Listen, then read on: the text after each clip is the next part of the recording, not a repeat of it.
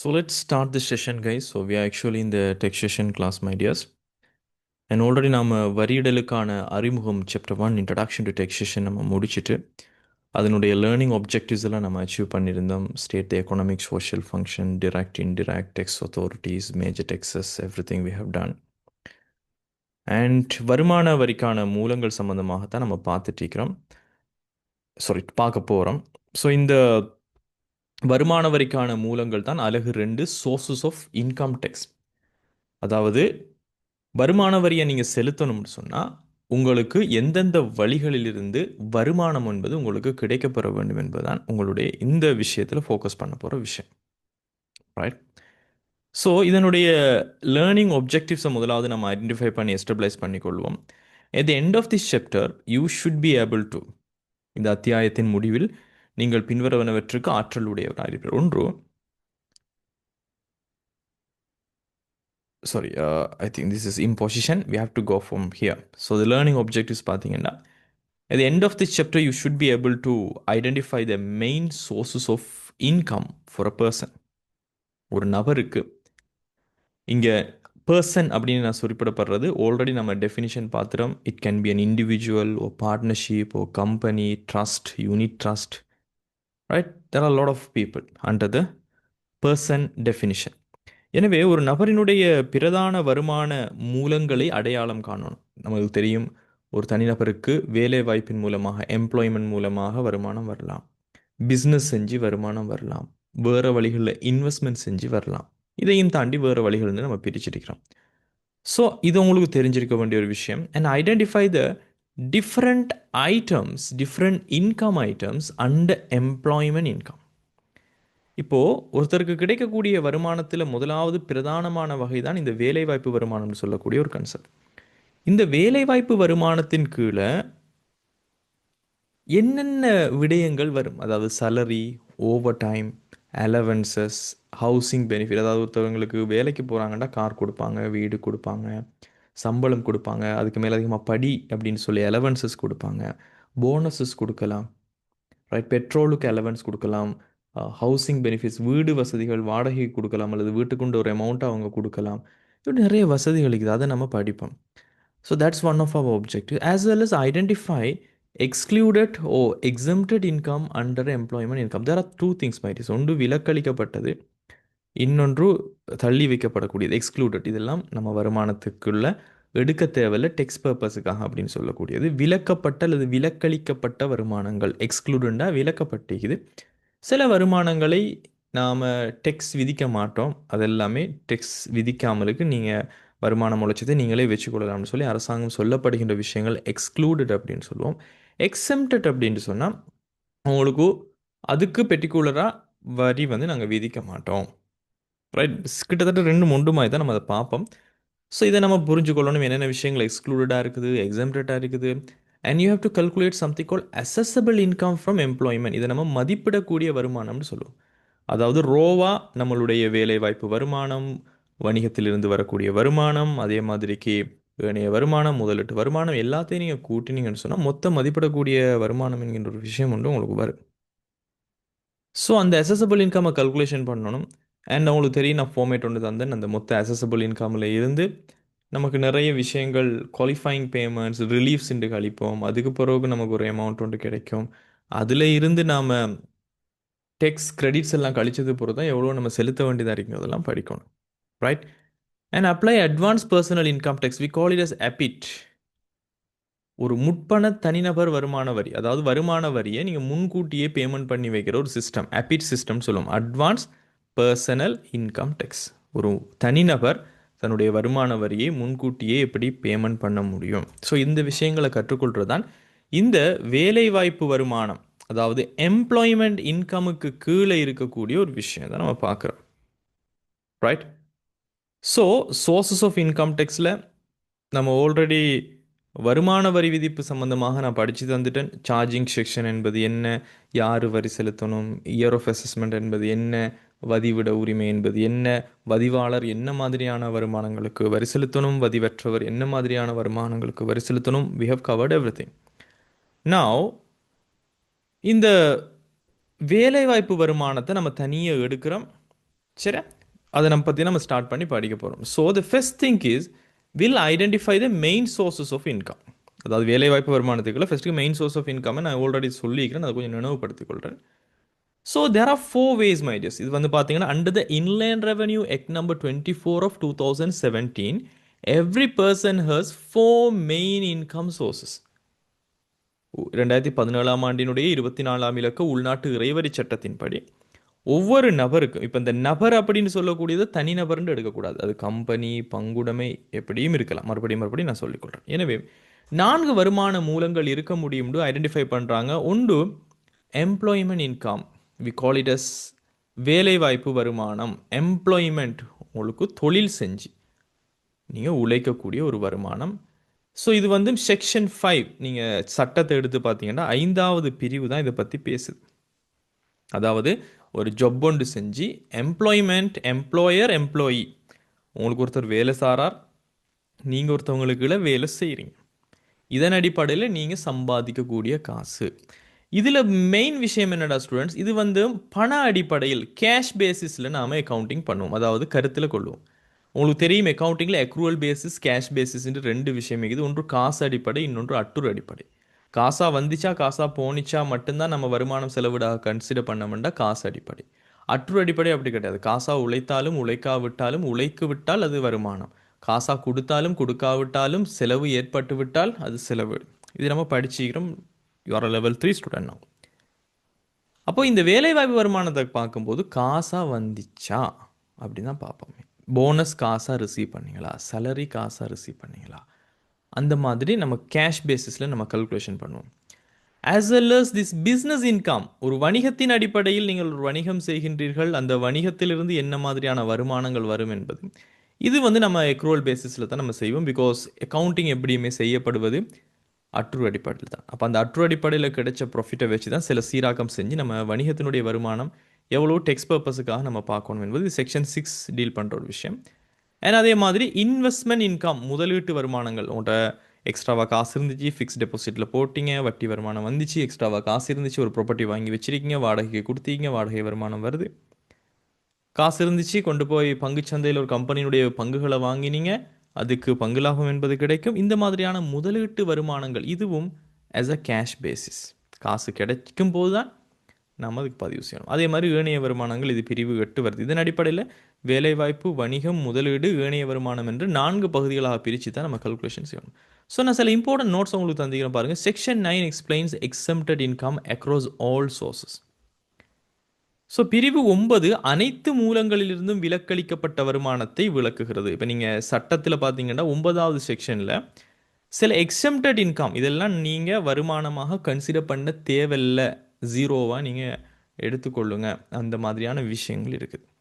இது வந்து section 9 deal பண்ணுது. இந்த செக்ஷன் 9 வந்து சொல்லும்போது வருமானம் இது வணிக வருமானத்துக்குள்ளே விலக்களிக்கப்பட்டிருக்குது, இது முதலீடு அப்படின்லாம் பிரித்து சொல்லலை. சொல்லும்போது கொமனாக சொல்லிக்கிறாங்க, அது எதுக்குள்ளே வருங்கிறது நமக்கு தான் தெரியும். So if any income is exempt, no tax is payable even if it is a source of income. Right? No tax is payable.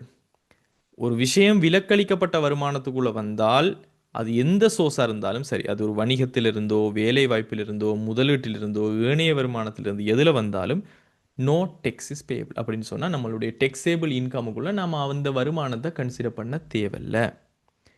Right? So தனிநபர்களை பொறுத்த வரைக்கும் can have all 4 income sources. நான் ஏற்கனவே சொன்ன மாதிரி ஒரு தனிநபர் வணிகம் செய்து வருமானம் உழைக்கலாம், வேலை வாய்ப்பு செய்து உழைக்கலாம், முதலீடு செய்து உழைக்கலாம், வேறு வழிகளில் உழைக்கலாம். ஆனால் என்டிட்டிஸுங்கிற நிறுவனங்கள் கட்டாயமாக 3 சோர்ஸ் தான் இருக்கலாம். அதான் ப்ராக்டிக்கல். ஏன்னா நிறுவனம் என்பது இட்ஸ் அன் வேர்ச்சுவல் திங், ஒரு உயிருள்ள நபராக கருத முடியாது, அவர் வேலைக்கு போகிறது கிடையாது. எனவே ஒரு நிறுவனங்களினுடைய என்டிட்டிஸ், ஒரு கம்பெனியினுடைய பங்குடைமையினுடைய ஒரு வரி வருமானத்தை நம்ம கல்குலேஷன் பண்ணணும்னா அவங்களுக்கான சோர்ஸ் ஆஃப் இன்கம் வந்து என்னவாக கருதப்படும்?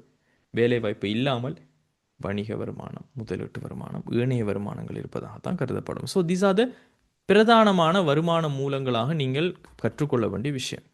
And let's talk about the employment income fundamentals. வேலைவாய்ப்பு வருமானத்தினுடைய அடிப்படைகளை பற்றி பேப்போம். ஸோ ஒரு வேலை வாய்ப்பு வருமானங்கள் அப்படின்னு சொல்லும்போது நீங்கள் என்னதை புரிஞ்சு கொள்ளணும்? ஒரு வேலை வாய்ப்புன்னு சொன்னால் this a basic concept. Right? It's a very basic concept. என்ன கன்செப்ட்? இப்போ நீங்கள் ஒரு சேவையை கொடுப்பதற்காக, அது உங்களுடைய உடல் உழைப்பு மூலமான ஒரு சேவையாக இருக்க முடியும், அல்லது உங்களுடைய உள ரீதியான மென்டல் ஸ்கில்ஃபுல்லான ஒரு வேலையாக இருக்க முடியும். அதனை செய்வதற்காக ஒரு வேலைவாய்ப்பு கண்ட்ராக்டுக்குள்ளே நீங்கள் போகிறீங்கன்னு சொன்னால், அங்கே வேலைவாய்ப்பிலிருந்து உங்களுக்கு வருமானம் கிடைக்க போகுது. சரியா? ஸோ பாருங்கள், a contract of employment to render a service, render a service, right?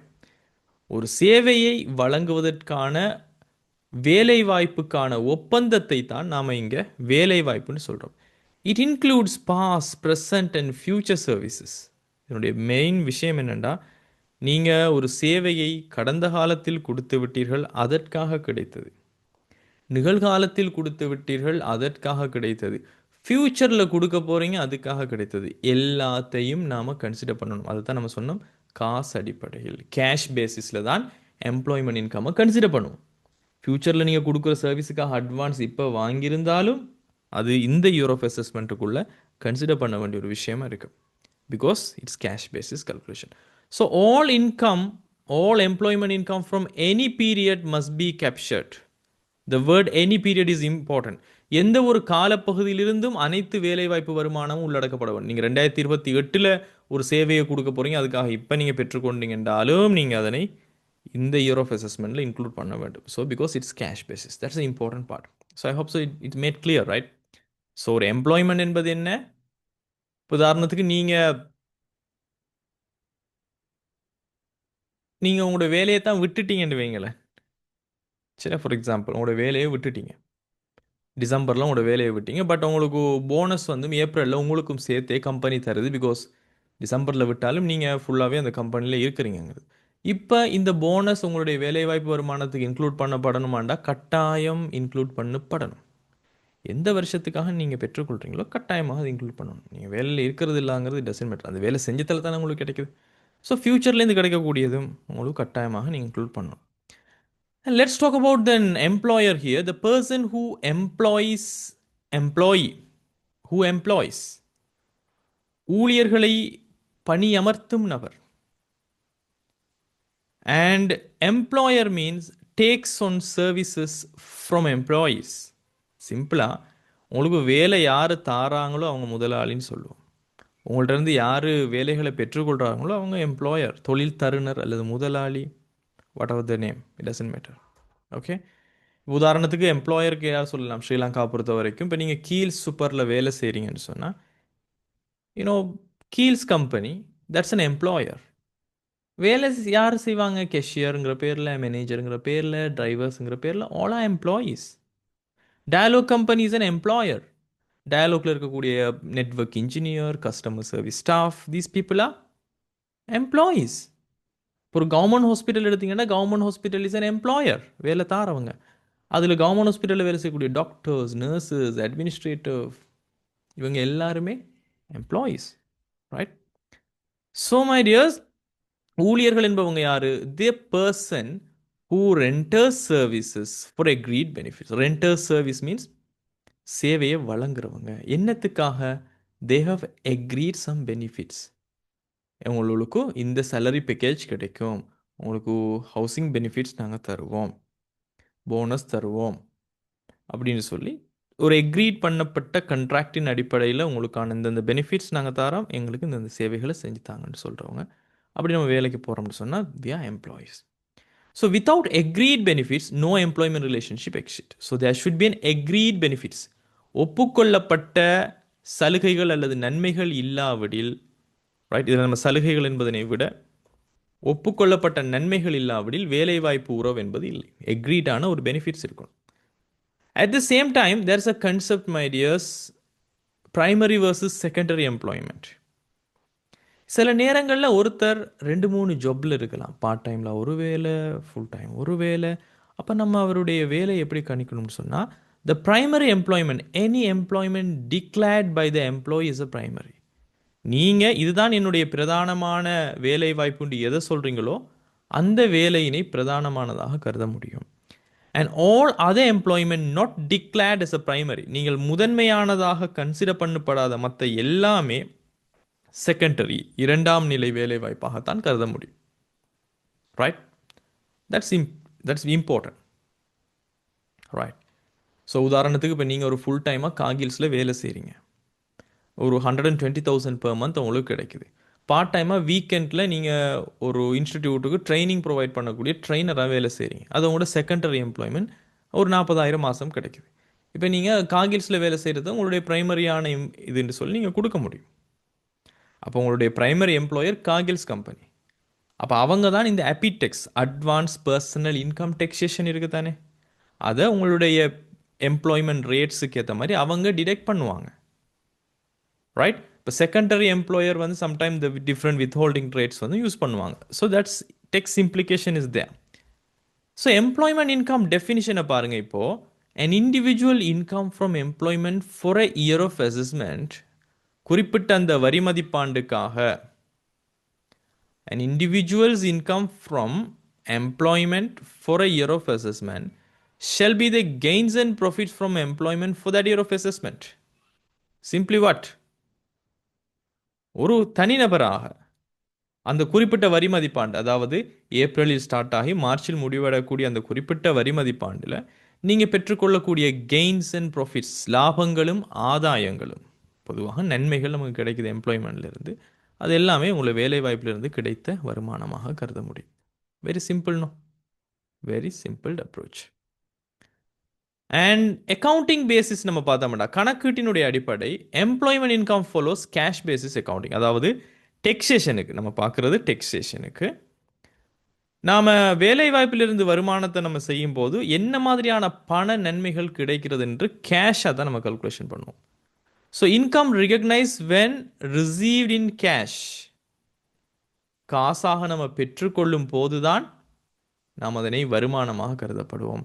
It's different from business income which uses accrual basis. But business income, ஒரு வருமானத்தினுடைய மூலங்களில் வணிகத்திலிருந்து வரக்கூடிய வருமானங்கள் நம்ம அற்று அடிப்படையை பயன்படுத்துவோம். And no expense deductions allowed in section 10. Right, it's very important my dears. எந்த ஒரு கழிப்பனவுகளும் உங்களுக்கு அனுமதிக்கப்படுவது இல்லை உங்களுடைய எம்ப்ளாய்மெண்ட் இன்கமில். பிகாஸ் ஒரு பிஸ்னஸ் இன்கம் நம்ம கல்குலேஷன் பண்ணும்போதே நமக்கு தெரியும் ஒரு வருமான கூற்று எப்படி இருக்கும். மொத்த வருமானங்கள், பிரதான வருமானமான விற்பனை வருமானம், ஏனைய வருமானங்களை கூட்டி பிரதான செலவான விற்பனை கிரியத்தோடு ஏனைய மற்ற செலவுகளான நிர்வாகம், விநியோகம், நிதி செலவுகள் எல்லாத்தையும் கழிச்சது பிறகு நம்ம லாபம் கணிப்போம். ஸோ அந்த லாபத்தில் இருந்தும் சிலது எதெல்லாம் செலவெல்லாம் அனுமதிக்கலாம், எதெல்லாம் அனுமதிக்கக்கூடாதுன்னு செஞ்சது பிறகு தான் நம்ம டெக்ஸ் எபிள் ப்ராஃபிட்டை கல்குலேஷன் பண்ணுவோம். ஆனால் no expense deductions allowed. Right? So that's important. சரி. So students, business owners business இன்கம்மை செலவுகளை கழிச்சது பிறகுக்கு வரி செலுத்துவாங்க. ஆனால் எம்ப்ளாயீஸுக்கு அந்த விஷயம் கிடையாது. நீங்கள் ஒர்க் சம்மந்தப்பட்ட எந்த எக்ஸ்பென்சஸையும் நீங்கள் கழிக்க முடியாது. பாருங்கள், தட்ஸ் வெரி இம்பார்ட்டன்ட் அண்டர்ஸ்டாண்ட். ப்ராக்டிக்கலாக யோசிச்சு பாருங்கள். ஒரு வேலை வாய்ப்புலேருந்து ஒரு வருமானம் கிடைக்குது, ஷர்ட் வாங்கணும். ரைட்? கிட்டத்தட்ட வேலை வாய்ப்புலேருந்து கிடைக்கிற வருமானத்துலேருந்து ஏதாவது கழிக்கணும்னு சொன்னால் எதுவுமே மிஞ்சாது நாட்டில். ஏன்? சம்பாதிப்போம், சாப்பிடுவோம், ரைட், தேவையான துணிமணிகளை வாங்குவோம். இதெல்லாம் கழிச்சா அங்கே டெக்ஸ் அடிக்கிறதுக்கு எதுவுமே கிடையாது அரசாங்கத்துக்கு. அதனால் செலவுகள் கழிக்கிறத எம்ப்ளாய்மெண்ட் இன்கமில் அனுமதிக்கிறது கிடையாது, பிஸ்னஸ் இன்கம் மாதிரி. So that's the important point you have to understand. So that's the employment income fundamentals my dears. Let's talk about the employment income structure now. So இந்த ஸ்ட்ரக்சரை நான் உங்களுக்கு இதில் போட்டிக்கிறேன் பாருங்கள் students. Employment income cash basis, non cash பேசிஸ்ன்னு ரெண்டு விதமாக நம்ம பிரிக்கிறோம். ஒன்று கேஷ் பேசிஸ்ண்டா, இதில் காசு அடிப்படையில் நீங்கள் பார்க்கும்போது ரெகுலர் பெனிஃபிட்ஸ்ண்டா வளமையாக உங்களுக்கு கிடைக்கக்கூடிய நன்மைகளாக நம்ம பார்க்கலாம். அடுத்தது டெர்மினல் பெனிஃபிட்ஸ்ன்னு பார்ப்போம். டெர்மினல் பெனிஃபிட்ஸ்ன்னு சொன்னால் நீங்கள் வேலையை முடிவுக்கு கொண்டு வரும்போது வரக்கூடிய உங்களுக்கு பெனிஃபிட்ஸ், உங்களோட ரிட்டையர்மெண்ட்டில் உங்களோட சேவையை நீங்கள் முடிவுக்கு வரும்போது வரக்கூடிய விஷயங்கள் அவர். ரைட்? ஸோ எனவே இந்த கேஷ் பெனிஃபிட்ஸ் என்பது மணி அண்ட் மானிட்டரி பேமெண்ட்ஸாக இருக்குது, உங்களுக்கு காசாக கிடைக்கக்கூடிய ஒரு விஷயம். அண்ட் நன் கேஷ் பெனிஃபிட்ஸ்ன்றா காசு அல்லாத பெனிஃபிட்டாக உங்களுக்கு கிடைக்கக்கூடிய விஷயத்தை நான் இங்கே சொல்கிறேன். ஒவ்வொன்றா பார்ப்போம் நாம். இதில் கேஷ் பெனிஃபிட்ஸ்ன்றா என்ன? மந்த்லி தொடர்ச்சியாக ரெகுலராக உங்களுக்கு கிடைக்கக்கூடிய விஷயங்கள், டெக்ஸ் அடிக்கக்கூடிய விஷயங்கள். ஸோ இதில் வந்து கேஷ் பேமெண்ட்ஸ் உங்களோட தொழில் வாய்ப்பின் மூலமாக என்னென்ன விஷயமெல்லாம் உங்களுக்கு காசாக கிடைக்குதோ எல்லாத்தையும் நம்ம இன்க்ளூட் பண்ண வேண்டி வரும். ரைட், ஃபண்டமெண்டலாக நமக்கு என்ன கிடைக்கும்? salaries அண்ட் வேஜஸ் கிடைக்கும். salaries வேஜ் என்ற சம்பளம் மற்றும் கூலிகள். நீங்கள் தமிழில் எழுதுறா எழுதிக்கொள்ளுங்க. சம்பளம் மற்றும் கூலிகள் பேசிக்காக உங்களுடைய ஒவ்வொரு மாதமும் உங்களுக்கு கிடைக்கக்கூடிய பேமெண்ட். அண்ட் அலவன்சஸ், போனஸஸ், உங்களுக்கு போனஸ் கிடைக்கும் காசா. அலவன்சஸ்னா படிகள், பெட்ரோலுக்கு, அதே மாதிரி வீட்டுக்கு, உணவுக்கு, வைஃபை அலவன்ஸ் அப்படின்னு நிறைய இருக்குது. அதே மாதிரி சில ரீஇம்பர்ஸ்மெண்ட்ஸ், மீள் செலுத்துகள். நீங்கள் சில செலவுகளை செஞ்சால் உங்களுக்கு கம்பெனி அதனுடைய செலவை மீள உங்களுக்கு தரும். அண்ட் வேறு வேறு மந்த்லி பேமெண்ட்ஸுகள் என்ன இருக்குதுன்னு சொல்லி. அண்ட் டெர்மினல் பெனிஃபிட்ஸ் வந்து ரிட்டையர்மெண்ட் ஆகும்போது உங்களுக்கு கிராஜுவிட்டி கிடைக்கிறது. அதே மாதிரி பென்ஷன், கம்யூட்டட் பென்ஷன், மொத்தமாக ஒரு தொகை கிடைக்கிறது. ரைட், நீங்கள் உங்களை வேலையிலேருந்து நித்தாட்டுறாங்கண்டா ஒரு இழப்பீடு தொகை அவங்க தரணும். அதே மாதிரி உங்களுடைய இடிஎஃப் அக்கௌண்ட்லேருந்து நீங்கள் வித்ட்ரோ பண்ணுறது, நான் இங்கே இடிஎஃப் தான் மென்ஷன் பண்ணிக்கிறேன், இபிஎஃப் இல்லை. ஓகே, இடிஎஃப்லேருந்து உங்களுக்கு உங்களோட வேலை முடிவுக்கு வரும்போது பெரிய ஒரு தொகை கிடைச்சா, இதெல்லாம் டெர்மினல் பெனிஃபிட்ஸ். இதுக்கும் டெக்ஸ் இருக்குது. இதெல்லாம் காசாகவே கிடைக்கும் உங்களுக்கு. நன் கேஷிங் இருக்கிற ஸ்டூடெண்ட்ஸ் சில நேரங்களில் கம்பெனி உங்களுக்கு ஷேர் வாங்குறதுக்கான ஆப்ஷனை தரும். ரைட், நீங்கள் வந்து குறைஞ்ச ஸ்கீமில் ஷேரை வாங்கணும், இத்தனை வருஷத்துக்கு மேலே இந்த கம்பெனியில் இருந்தான்னு சொல்லி ஒரு போடுவாங்க. அதெல்லாம் நன் கேஷ், காசாக கிடைக்காது. அடுத்தது ஹவுசிங் பெனிஃபிட்லேயும் சம்டைம் உங்களுக்கு வீட்டை தருவாங்க, காசு தர மாட்டாங்க. வீடு தருவாங்க, ரெசிடென்ஸோட எம்ப்ளாயர் ப்ரொவைட் பண்ணுவாங்க, அல்லது அதனுடைய ரெண்டல் பேமெண்ட்டை இவங்க பேமெண்ட் பண்ணிக்கொள்வாங்க. எம்ப்ளாயர் வந்து ரெண்டெல்லாம் அவங்க தான் கொடுப்பாங்க, நீங்கள் வீட்டில் இருக்க வேண்டிய வசதி மட்டும்தான். அப்போ உங்களுக்கு வீடு வசதி ஒன்று கிடைக்குது. இது காசு இல்லாமல் கிடைக்கிற விஷயம். சம்டைம் வெஹிக்கிள் தருவாங்க, காசு தர மாட்டாங்க, வெஹிக்கிள் தருவாங்க. Motor vehicles for private use, அதாவது ஆஃபீஸ் யூஸுக்கு மட்டும் இல்லை. இப்போ ஆஃபீஸ் யூஸுக்கு நம்ம அந்த வாகனத்தை பயன்படுத்துகிறோம்னா அதில் உங்களுக்கு ஒரு நன்மையும் கிடையாது. அது அவங்களுடைய பிஸ்னஸை டெவலப் பண்ணுறதுக்கு மட்டும்தான் அது யூஸ் ஆகுது. ப்ரைவேட்டாக யூஸ் பண்ணுறீங்கன்றதான் உங்களுக்கு நன்மை இருக்குது. அப்போ மோட்டர் வெஹிக்கிள்ஸை நீங்கள் ப்ரைவேட்டாக யூஸ் பண்ணுறீங்க, அது பெட்ரோலோட தரலாம், டிரைவரோட தரலாம், அதுக்கேற்ற மாதிரி நம்ம அதை கல்குலேஷன் பண்ணுவோம். வெஹிக்கிளை மெயின்டைன் பண்ணுற கொஸ்ட்டை வந்து அவங்க தான் எடுக்கிறாங்கன்னு சொன்னால் இதெல்லாமே காசு அல்லாமல் கிடைக்கக்கூடிய பெனிஃபிட்ஸ். மற்றும்படி ஏனைய பெனிஃபிட்ஸ் இருக்குது ஸ்டூடெண்ட். உங்களுக்கு ஹோட்டல் ஃபெசிலிட்டிஸ் தருவாங்க, மெடிக்கல் தருவாங்க, டெலிஃபோன் பில் அவங்களே பேமெண்ட் பண்ணுவாங்க. சம்டைம் போகிறதுக்கு வாரத்துக்கு உங்களுடைய நீங்கள் வெளிநாடுகளில் வேலை செஞ்சீங்கன்னா ஏர் டிக்கெட் தருவாங்க. சம்டைம் கடன் வட்டி இல்லாமலுக்கு தாரது, இலவச உணவு தாரது, எலக்ட்ரிசிட்டி, கேஸ் எல்லாம் ப்ரொவைட் பண்ணுறேன்னு சொல்லி இந்த மாதிரி தான் இந்த கட்டமைப்பு இருக்கும் ஸ்டூடெண்ட்ஸ். Very simple. உங்களுக்கு பேசிக்கான பேமெண்ட்ஸில் வரக்கூடிய காசாக கிடைக்கக்கூடிய சேலரி, உங்களோட வெக்கேஷனுக்கு இப்போ நீங்கள் லீவ் எடுக்கிறீங்க, ஆனால் அதுக்கும் பேமெண்ட் தராங்க, அதெல்லாம் காசு தராங்க. ஓவர் டைமுக்கு பேமெண்ட் பண்ணுறது, சம்டைம் உங்களோட ப்ரொஃபஷனல் ஃபீஸ், ரிட்டையர்மெண்ட், இப்போ கவர்மெண்ட் பென்ஷனை தவிர ரைட் ரிட்டையர்மெண்ட் பேமெண்ட்ஸ் வரும், கமிஷன், போனஸ், கிராஜுவிட்டிஸ் எல்லாமே காசாக கிடைக்கிற விஷயம். ரைட், ஸோ இதெல்லாமே காசு சம்மந்தப்பட்ட நன்மைகள். இதெல்லாம் இப்போ நான் சொன்னது காசு அல்லாத நன்மைகள் அப்படின்னு சொல்கிறோம். இப்போ இந்த அலவன்சஸ்ங்கிறதையும் நான் சொல்லியிருந்தேன். அலவன்சஸ் என்பது student sometime cost of living allowances தருவாங்க, பேமெண்ட் எக்ஸ்ட்ராவாக தருவாங்க, வாழ்க்கை செலவு படி. ரைட், அடுத்தது உங்களோட ட்ராவலிங் அலவன்ஸ்னு தருவாங்க, வாடகைக்குன்னு சில நேரங்களில் அலவன்ஸ் தருவாங்க, entertainment allowance, telephone expense allowance சில கம்பெனிகள் கொடுக்கும். சரி, so I hope so you got the point. Right, if any question ask me. So reimbursement என்ன? ஃபார் எக்ஸாம்பிள், இப்போ நீங்கள் ஒரு கம்பெனியினுடைய, இப்போ உதாரணத்துக்கு கம்பெனி உங்களுடைய பிள்ளைகளுடைய ஸ்கூல் ஃபீஸை பேமெண்ட் பண்ணுது. உதாரணத்துக்கு ஒரு வருஷத்துக்கு 50,000 ரூபா பேமெண்ட் பண்ணுறாங்க. ரைட், அண்ட் எலக்ட்ரிசிட்டி பில், உங்களுடைய எலக்ட்ரிசிட்டி பில்லை கம்பெனி பேமெண்ட் பண்ணுது. இது வந்து உங்களுடைய சொந்த செலவு, இதுக்கும் கம்பெனிக்கு சம்மந்தம் இல்லை. பட் ஸ்டில் கம்பெனி உங்களை கேர் பண்ணுதுண்டா, நீங்கள் தான் அதை பேமெண்ட் பண்ணுறீங்க. பட் அதில் பில் அதெல்லாம் கொண்டு போய் கொடுத்தோன்னா கம்பெனி உங்களுக்கு ரீஇம்பர்ஸ்மெண்ட் தந்துறாங்கன்னு சொன்னால் அது எல்லாமே மீள் செலுத்துகைகள், அதெல்லாம் காசு அவங்களுக்கு கிடைக்குது. It's a benefit, no? I hope so you're getting the point, right? Right. So my dears இதெல்லாம் இதுக்குள்ளே வரக்கூடிய விஷயங்களாக இருக்குது. ஸோ வேலைவாய்ப்பு வருமானத்தினுடைய கட்டமைப்பு இதுக்குள்ளே வருது. ஸோ இதை ஒவ்வொன்றா இப்போ கொஞ்சம் டீப்பாக நம்ம பார்ப்போம். பாருங்கள், பலன்கள் அதாவது வளமையான பலன்கள்னு சொல்லக்கூடிய கேஷ் பெனிஃபிட்ஸில் ரெகுலராக என்னென்ன விஷயங்கள் இருக்குங்கிறத பார்ப்போம். நான் சொன்ன மாதிரி தான் பேசிக் பேமெண்ட்ஸை பார்த்தீங்கன்னு சொன்னால் ஃபண்டமெண்டல் மானிட்டரி கம்பன்சேஷன், அடிப்படையாக கிடைக்கக்கூடிய காசாக கிடைக்கக்கூடிய விஷயம். இதில் சம்பளம், கூலி, விடுமுறை, ஊதியம், மேலதிக நேரம் எல்லாம் வரும். சேலரி காசாக கிடைக்கும். கூலி, அடுத்து உங்களோட லீவ் எடுக்கிறீங்க, ஆனால் அதுக்கும் சல்லி தாராங்க. Paid leaves, overtime payment எல்லாம் சல்லியாக கிடைக்கிறது. Basic payment. அதே மாதிரி சில ஃபீஸ், அதாவது ஃபீஸ்ன்னு சொன்னால் ப்ரொஃபஷனல் சர்வீஸ் கொடுத்தீங்கன்னா அது ஃபீஸ்ன்னு சொல்லுவோம். ஒடிட் ஃபீன்னு தான் சொல்லுவோம். ப்ரொஃபஷனல் சர்வீஸுக்கானது ஃபீ. அல்லது ஓய்வூதியம், பென்ஷன் தாராங்க. ரைட், கவர்மெண்ட்டினுடைய பென்ஷன் தவிர ரிட்டையர்மெண்ட் பேமெண்ட்ஸ் பென்ஷன் வரும். அடுத்தது கமிஷன்ஸ், தரகுகள் கிடைக்கிறது, மிகை ஊதியம்னு சொல்லக்கூடிய போனஸஸ், இது எல்லாமே காசாக கிடைக்கிற விஷயம். அண்ட் கிராஜுவிட்டிஸ், பணிக்கொடைகள்னு சொல்லுவோம். உங்களோட சர்வீஸை முடித்து மேலதிகமாக ஒரு கம்பெனியில் 5 வருஷத்துக்கு மேலே வேலை செஞ்சீங்கன்னா கட்டாயமாக உங்களுக்கு கிராஜுவிட்டி தரணும். ரைட், அதை கல்குலேஷன் பண்ணி தருவாங்க. இது எல்லாமே காசு சம்பந்தப்பட்ட விஷயங்கள். அண்ட் எலவன்சஸ், நான் சொன்ன மாதிரி வாழ்க்கை செலவு கொடுப்பனவு, வாழ்வாதார கொடுப்பனவு, வாடகை கொடுப்பனவு, பொழுதுபோக்கு கொடுப்பனவு, பயணப்படிகள், தொலைபேசி கொடுப்பனவுன்னு சொல்லி நிறைய படிகள் வந்து உங்களுக்கு கிடைக்கலாம். அண்ட் மீள் செலுத்துகைகள், நன்மைகள் அப்படின்னு சொல்லும்போது ரீஇம்பர்ஸ்மெண்ட் அண்ட் பெனிஃபிட்ஸ்னு சொல்லுவோம். What is this? நான் ஏற்கனவே சொன்ன மாதிரி, முதலாளியால் ஊழியரின் தனிப்பட்ட செலவுகள் தீர்க்கப்பட்டால், மீள் செலுத்தப்பட்டால், company pays employees personal electricity, உங்களோட சொந்த மின்சார கட்டணத்தை கம்பெனி பேமெண்ட் பண்ணுறது. ரைட், உங்களுடைய பிள்ளைகளுடைய ஸ்கூல் ஃபீஸை கம்பெனி பேமெண்ட் பண்ணுறது.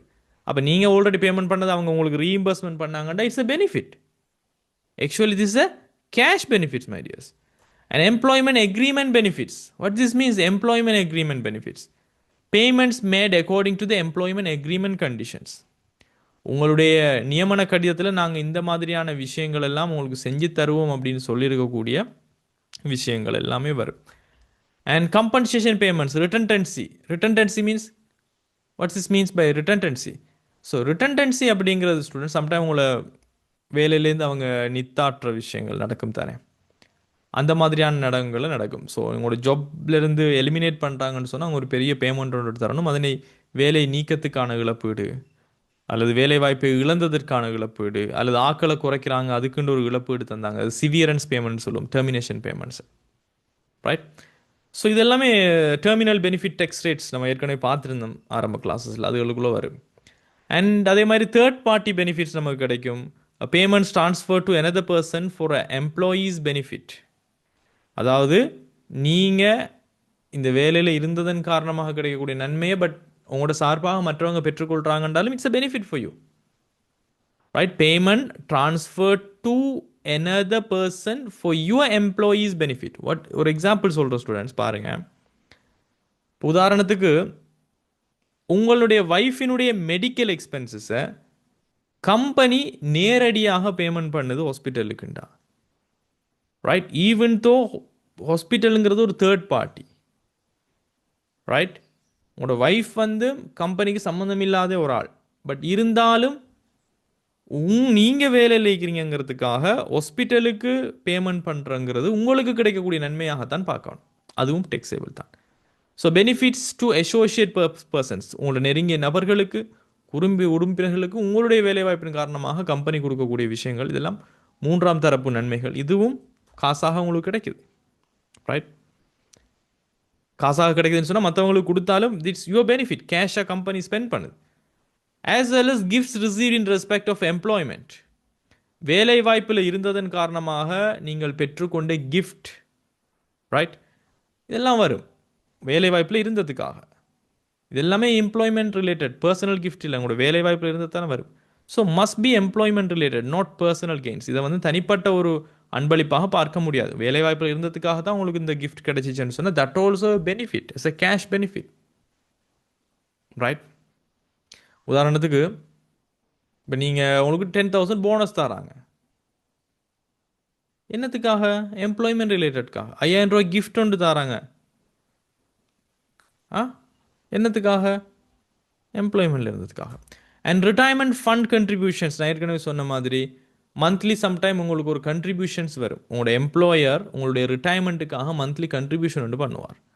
So monthly contributions made by the employer to retirement funds, அது இபிஎஃப் ஆக இடிஎஃப் ஆக இருக்கும். உங்களுக்காக எம்ப்ளாயர், உங்களுக்கு தெரியும் இபிஎஃப்ல 2 விதமான கண்ட்ரிபியூஷன்ஸ் இருக்கும். ஒன்று எம்ப்ளாயர் கண்ட்ரிபியூஷன், இன்னொன்று எம்ப்ளாயி கண்ட்ரிபியூஷன். எம்ப்ளாயர் கண்ட்ரிபியூஷன் பண்ணுறது இபிஎஃப்ல, இடிஎஃப்க்கு எம்ப்ளாயர் மட்டும்தான் கண்ட்ரிபியூஷன் பண்ணுவார். இப்படியெல்லாம் கண்ட்ரிபியூஷன் பண்ணினால் எஸ், காசாக அவங்க அது செய்கிறாங்க, உங்களுக்கு கிடைக்க போகுது அது காசாக. சரி, if fund is approved by CGIR the contribution is excluded. But இந்த ஃபண்ட் எல்லாமே உள்நாட்டு இறைவரி ஆணையாளர் நாயகத்தால் அங்கீகரிக்கப்பட்ட ஒரு ஃபண்டாக இருந்தால் அதுக்கு பண்ணக்கூடிய கண்ட்ரிபியூஷன் உங்களுடைய எம்ப்ளாயர் நாம அது டெக்ஸேபிளான ஒரு விஷயமாக நம்ம கன்சிடர் பண்ண மாட்டோம். ரைட், ஃபண்ட் வந்து அப்ரூவ்ட் பை த சிஜிஐஆர் ஆக இருந்தால் அது எக்ஸ்க்ளூடட். ரைட், நல்லா நினைவு வச்சுக்கொள்ளுங்க. இபிஎஃப் என்பது ஸ்டூடெண்ட்ஸ் எம்ப்ளாயி ப்ராவிடென்ட் ஃபண்ட், ஊழியர் சேமலாப நிதியம் என்பது கவர்மெண்ட்டினுடைய ஃபண்ட், அது அரசாங்கத்தினுடைய திரைசேரியினுடைய ஃபண்ட் என்பதனால அது ஆட்டோமேட்டிக்காகவே அப்ரூவ் தான். அதை நான் சொல்லிக்கிறேன். EPF employee provident fund approved by default. So இபிஎஃப்க்கு கண்ட்ரிபியூஷன் பண்ணுறது ஒரு கம்பெனி, ஒரு நிறுவனம், அது உங்களுக்கு நன்மையாக பார்க்கப்படாது. அங்கீகரிக்கப்பட்டதா என்பதனை பரீட்சையில் குறிப்பிட வேண்டும், அவங்க குறிப்பிடுவாங்க, உங்களுக்கு தெரியும். அது இல்லாமல் இபிஎஃப் வந்து இட்ஸ் நார்மல், வளமையாக இருக்கிற விஷயம். And items to be excluded, என்னென்ன விஷயங்கள் நம்ம விலக்கப்பட வேண்டிய உருப்படிகளாக இருக்கும்னு சொன்னால், சட்ட ரீதியான மீள் செலுத்துகைகள். Right, expenses incurred by employee on behalf of the employer, இதெல்லாம் நீங்கள் விலக்கக்கூடிய விஷயங்கள். அதாவது நீங்கள் இதனை நன்மையாக பார்க்க வேண்டிய அவசியம் இல்லை. இப்போ சில செலவுகள் நீங்கள் செய்கிறீங்க, பட் உங்களுடைய கம்பெனிக்கு அல்லது உங்களுடைய தொழில் தருணருக்கு தான் அந்த செலவு ஏற்படணும், அவர் சார்பாக அவரோட செலவை நீங்கள் செய்கிறீங்க, அவ்வளோதான். மற்றபடி அது உங்களுக்கு எந்த ஒரு நன்மையும் கிடையலைன்னு சொன்னால் you don't need to include that one. இது வந்து காசு சம்பந்தப்பட்ட விஷயங்கள், but not taxable employment income. Right, that's what I'm saying. Legitimate reimbursement my dears, legitimate சட்ட ரீதியான மீள் செலுத்து. இப்போ நீங்கள் கம்பெனியினுடைய எலக்ட்ரிசிட்டி பில்லை உங்கள்கிட்ட காசு இருந்துச்சு அவசரமாக கட்டணுங்கிறதுக்காக கட்டினீங்கிறதுக்காக அது உங்களோட செலவு இல்லையே, கம்பெனியினுடைய எக்ஸ்பென்ஸே. அந்த செலவை மறுபடியும் கம்பெனி உங்களுக்கு திருப்ப ரீஇம்பர்ஸ்மெண்ட் மீள் செலுத்துறாங்கன்னு சொன்னால் அதில் உங்களுக்கு ஒரு நன்மையும் இல்லை, அதை நம்ம செய்ய முடியாது. பாருங்க, employee pays companies electricity bill, company பிறகு ரீஇம்பர்ஸ் பண்ணுது. இந்த மாதிரியான ரீஇம்பர்ஸ்மெண்ட் உங்களுக்கு எந்த ஒரு நன்மையும் கிடையாது. உங்களோட பிள்ளட டியூஷன் ஃபீஸை தாராங்கன்னு சொன்னால் எஸ் உங்களுக்கு செலவுண்டு குறையுது, ஒரு கேஷாக உங்களுக்கு ஒரு பெனிஃபிட் கிடைக்குது. ஆனால் கம்பெனியுடைய எலக்ட்ரிசிட்டி பில்லை நீங்கள் பேமெண்ட் பண்ணீங்க, அதை திருப்ப தாராங்கிறதுல எதுவுமே கிடையாது. அப்போ இதெல்லாம் விலக்கப்படக்கூடிய விஷயங்கள், எக்ஸ்க்ளூட் பண்ணலாம் நீங்கள். ரைட், இப்போ நீங்கள் ஒரு பிஸ்னஸ்க்கு ட்ராவல் பண்ணுறீங்க, பிஸ்னஸ் ட்ராவல் நீங்கள் ஒன்று பண்ணுறீங்க. ரைட், எல்லாம் உங்களுடைய டிக்கெட் ஃபீலேருந்து வீசாவிலேருந்து எல்லாமே கம்பெனி உங்களுக்கு ரீஇம்பர்ஸ் பண்ணுது. நீங்கள் ஃபெஸ்ட்டுக்கு கொடுக்குறீங்க, அது பிறகு கம்பெனி உங்களுக்கு மீள செலுத்துதுன்ற அதனுடைய அர்த்தம் என்ன? எந்த நன்மையுமே உங்களுக்கு இல்லை. கம்பெனி செய்ய வேண்டியது நீங்கள் செஞ்சீங்க, பிறகு காசு எடுத்துக்கொள்கிறீங்க. இப்போ நீங்கள் போயிட்டு ஒரு கடையில் கம்பெனிக்கு தேவையான ஃபைல், கெபின்ஸுக்கு தேவையான பென், பேப்பர்லாம் வாங்கிட்டு வரீங்க, பிறகு கம்பெனிலேருந்து சல்லி எடுத்துக்கொள்கிறீங்க. There is no benefit for you, இதெல்லாம் excluded. Okay, let me give you one example. Let's say you are working in a construction company. உங்களோட சொந்த காசை போட்டு அவசரத்துக்கு சிமெண்ட் தேவைப்படுது, ஒரு 50,000 ரூபாய்க்கு சிமெண்ட் வாங்கிட்டீங்க. இப்போ இந்த காசு 50,000 கம்பெனி தரும்போது this is not your taxable income. கம்பெனியினுடைய ஏஜென்ட்டாக நீங்கள் செயற்படுறீங்க, அவ்வளோதான். மெயின் விஷயம் என்னடா ஸ்டூடெண்ட், யார் இந்த செலவால் பெனிஃபிட் பார்க்குறாங்க? கம்பெனி பெனிஃபிட் ஆயிடுச்சா, அதை மீள் செலுத்தினாலும் அது ஒன்று நம்ம டெக்ஸ் கட்ட வேண்டிய அவசியம் இல்லை. ஸோ இது ஒரு விலக்கப்பட வேண்டிய விஷயம், லெஜிட்டிமேட் ரீஇம்பர்ஸ்மெண்ட் சொல்லுவோம். And let's talk about the equal benefit policies, சமமான நன்மை கொள்கைகள். Medical, dental or health insurance reimbursements available to all employees equally. That's an important thing. இது அடிக்கடி கேள்வி கேட்கப்படுற விஷயம். அனைத்து ஊழியர்களுக்கும் சமமாக வழங்கப்படுகின்ற மருத்துவம், அது பல் மருத்துவம், சுகாதார காப்புறுதி எதுவாக இருந்தாலும், இப்போ இன்சூரன்ஸ் எடுத்துக்கிறாங்க, அது 30 பேர் வேலை செய்கிறீங்கன்னா 30 பேருக்குமே அதே இன்சூரன்ஸ் பொருந்தும். அந்த செலவை நீங்கள் கொடுத்து அந்த செலவை உங்களுக்கு திருப்ப தந்தாங்கன்றாலும் தட் இஸ் எக்ஸ்க்ளூடட், அதுக்கு நீங்கள் பேமெண்ட் கொடுக்க வேண்டிய விஷயம் இல்லை. ரைட், ஆல் எம்ப்ளாயீஸ் ஈக்குவலி, இதுதான் மிக முக்கியமான விஷயம். பட் ஈக்குவலாக இல்லாமல் இருந்தால், இஃப் நாட் அவைலபிள் ஈக்குவலி, நீங்கள் அதனுடைய நன்மையை பெற்றுக்கொள்றீங்க. உங்களுக்கு மட்டும்தான் சிறப்பாக அவங்க செஞ்சு தந்திருக்கிறாங்க இந்த ஸ்கீமின் அடிப்படையில் அப்படின்னு சொன்னால் அது உங்களுக்கு நன்மை தான்.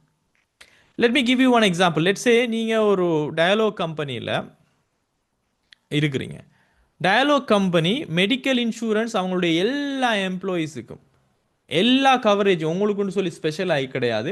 ஒரு 400 பேர் இருக்கிறாங்கன்னா 400 பேருக்கும் ஒரே இன்சூரன்ஸ் ஸ்கீம் ஒன்று எடுக்கிறாங்க.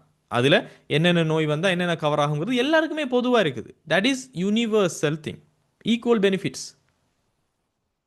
அப்போ இந்த மாதிரியான ஒரு டெக்ஸ் பெனிஃபிட் உங்களுக்கு கிடச்சி, இப்போ நீங்கள் ஹாஸ்பிட்டல்லேருந்து அந்த பேமெண்ட்டாக நீங்கள் கொடுத்து உங்கள்கிட்ட உங்களுக்கு திரும்ப தாராங்கன்னு சொன்னால் there is no benefit for you. You don't need to consider that's a benefit. அது வந்து எக்ஸ்க்ளூட். இல்லை சீனியர் மேனேஜர்ஸுக்கு மட்டும் கொடுக்குறாங்க ஒரு ப்ரீமியம் மெடிக்கல் கவரேஜ் அப்படின்னு சொல்லி, ஜூனியர் ஸ்டாஃபுக்கு வேறது இருந்துச்சுன்னு சொன்னால் அந்த ப்ரீமியம் கவரேஜ் வந்து டெக்ஸேபிள் இன்கம் அந்த மேனேஜருக்கு, பிகாஸ் அது மேனேஜர்ஸுக்கு மட்டுமே, எல்லாருக்கும் இல்லையே. That is equal benefit policies. And administrative difficulties இருந்தால், benefits administratively difficult to allocate, சில செலவுகள் செய்கிறாங்க கம்பெனி, ஆனால் அதை வந்து இவங்களுக்கு இவ்வளவு நன்மை போய் சேர்ந்துச்சுங்கிறத சரியாக சொல்ல முடியாது. அதெல்லாம் விட்டுறணும். Right, tea coffee provided to all employees, எல்லா ஊழியர்களுக்கும் டீ காஃபி கொடுக்குறாங்கண்டா இதில் ஒருத்தர் எத்தனை டீ குடித்தார் ஒரு நாளைக்கு, ரைட், அவருக்கு எவ்வளோ நன்மை போனிச்சுன்றெல்லாம் நம்ம கணக்கெடுக்க முடியாது. That because administratively difficult to track, right, it's hard to allocate fairly, right. So நம்ம யோசிக்கணும் கொஞ்சம். இட் இஸ் ப்ராக்டிக்கலி இம்பாசிபிளாக இருக்குது. எவ்வளோக்கு ஒவ்வொரு எம்ப்ளாயீஸும் டீ குடித்தாங்க, அதுக்கு எவ்வளோக்கு நன்மை கொடுக்கணும், நமக்கு எவ்வளோ கொஸ்டானுச்சுன்னு நிறுவனம் பார்க்க முடியாட்டி அதை நம்ம இன்க்ளூட் பண்ண தேவையில்லை. நம்மளுடைய நன்மையாக அதுக்கு வரி செலுத்த வேண்டிய அவசியம் இல்லை. At the same time employees share options, value of employees share options when exercising the option, ஊழியர்கள் பங்கு விருப்பங்களை பிரயோகிக்கும் போது கிடைக்கக்கூடிய பெறுமதி, இது வந்து எக்ஸ்க்ளூடடாக இருக்குது. Right, what is this means? அதாவது இது வந்து ஒரு ஸ்பெஷல் ட்ரீட்மெண்ட் மைடியஸ். உங்களுக்கு வந்து கம்பெனி சொல்லுவாங்க, நீங்கள் 2 வருஷம் வேலை செஞ்சது பிறகு கம்பெனியினுடைய ஷேர்ஸை வந்து இந்த விலைக்கு வாங்கி கொள்ளலாம், அன்றம் போகக்கூடிய மார்க்கெட் விலை எதுவாக இருந்தாலும் இந்த குறிப்பிட்ட விலைக்கு நீங்கள் வாங்கி கொள்ளலாம், அது வந்து உங்களுக்கு பெரிய ஒரு பெனிஃபிட்டாக இருக்கும் அப்படின்னு சொல்லுவாங்க. ரைட், ஸோ இந்த மாதிரி அவங்க ஆப்ஷன் மட்டுமே கொடுக்குறாங்க. இது எப்போ நமக்கு பெனிஃபிட்டாக இருக்கும்னு சொன்னால், நாம் எப்போ உண்மையிலேயே அதை எக்ஸசைஸ் பண்ணி பர்ச்சேஸ் பண்ணி அதில் நன்மை கிடைச்சா அதை நம்ம இன்க்ளூட் பண்ணுவோம். அப்படி ஆப்ஷன் மட்டும் கொடுக்குறது என்பது இட்ஸ் அன் எக்ஸ்க்ளூடட் ஒன். ஏன்னா ஒரு எடுக்கல நம்ம அதை நம்ம கொஷின் செய்யும்போது எப்படி இதை டீல் பண்ணுறேன்னு பார்ப்போம். And approved fund contributions to pension provided funds approved by CGIR, ஏற்கனவே நான் சொன்ன மாதிரி ஆணையாளர் நாயகத்தால் அங்கீகரிக்கப்பட்ட சேமலாப நிதிக்கான பங்களிப்பு, இபிஎஃப் போன்ற நிதிக்கான பங்களிப்பு எல்லாம் நன்மை கிடையாது, அதெல்லாம் நீங்கள் எக்ஸ்க்ளூட் பண்ணலாம். நான் சொன்ன மாதிரி இபிஎஃப் பங்களிப்புகள் தானாகவே விலக்கப்படும், பிகாஸ் அது கவர்மெண்ட் ஃபண்டை கவர்மெண்ட் மறுபடியும் என்னத்தை அப்ரூவ் பண்ணுறது. அப்போ இதெல்லாம் கொஞ்சம் நினைவு வச்சுக்கொள்ளுங்க. லெஜிட்டிமேட்டான ரீஇம்பர்ஸ்மெண்ட், ஈக்குவல் பெனிஃபிட் பாலிசிஸில் வாரது, அட்மினிஸ்ட்ரேட்டிவ் டிஃபிகல்ட்டிஸில் வாரது, எம்ப்ளாயி ஷேர் ஆப்ஷன்ஸ் மட்டும் கொடுக்குறாங்க, அதை எக்ஸிக்யூட் பண்ணல, அப்ரூவ்ட் ஃபண்ட் கண்ட்ரிபியூஷன்ஸ் எல்லாமே excluded items. I'm remembering again, these are excluded, விலக்கப்பட்டிருக்கிறது. இதுக்கு நீங்கள் வரி செலுத்த தேவையில்லை என்று சட்டம் விலக்கி வச்சிருக்கக்கூடிய நன்மைகள், பணப்பலன்கள் கேஷாக கிடைச்சாலும் உங்களுக்கு benefits, you don't need to do anything. And now we are going to talk about exempt amounts. இது வந்து விலக்கப்பட்ட தொகைகளும் இறுதி தடுத்து வைத்தல் கொடுப்பனவுகளும், final withholding payments. Right, இதை பற்றி கொஞ்சம் பார்ப்போம் என்ன விஷயம்னு சொல்லி. இதெல்லாம் கொஞ்சம் கொஸ்டின் செய்யும்போது இன்னும் கொஞ்சம் உங்களுக்கு ஈஸியாக இருக்கும் students. But take some idea of concept. Okay, என்னென்ன விஷயங்கள் விலக்களிக்கப்பட்டிருக்குன்னு சொன்னால், கம்பன்சேஷன் ஃபார் இன்ஜூரிஸ். ரைட், இதுக்கும் இது எக்ஸம்ட். ஓகே, எக்ஸம்ட்டுக்குள்ளே வரும். ஏன் எக்ஸம்ட் எக்ஸ்க்ளூடுன்னு சொன்னால், நம்ம என்ன காரணத்துக்காக நம்ம இதுக்கு வரி விதிக்கலை, நாங்கள் இதை விலக்கிறோம், நாங்கள் கழிக்கிறோம் அப்படின்னு சொல்லக்கொள்ள நம்ம சொல்லணும் இது எக்ஸம்டட், இது எக்ஸ்க்ளூடட்னு சொல்லி. ஸோ கம்பன்சேஷன் ஃபார் இன்ஜூரிஸ் அப்படின்னா என்ன? நீங்கள் ஒரு வேலை செய்கிறீங்க, தனிப்பட்ட காயங்கள் அல்லது ஒரு மரணத்திற்காக இழப்பீடு உங்களுக்கு ஒரு பெரிய ஒரு மூலதன தொகைக்காக வருதென்றால், உங்களுடைய கை போச்சு, கால் போச்சு, அல்லது ஒரு உயிர் இழந்ததுக்காக ஒரு பெரிய ஒரு தொகை அந்த குடும்பத்துக்கு கொடுக்கப்படுகிறது என்றால், அது காசாக கிடைத்தாலும் அவை விலக்கடிக்கப்படுகிறது வரி செலுத்துவதிலிருந்து. அதே மாதிரி government benefits, pensions receive from Sri Lankan government exempted from income tax. இப்போ உங்களுக்கு தெரியும் ஸ்டூடெண்ட்ஸ், அரசாங்கத்தினுடைய கவர்மெண்ட்டில் இல்லாமலுக்கு வேற give me second guys, I put the charger, give me second.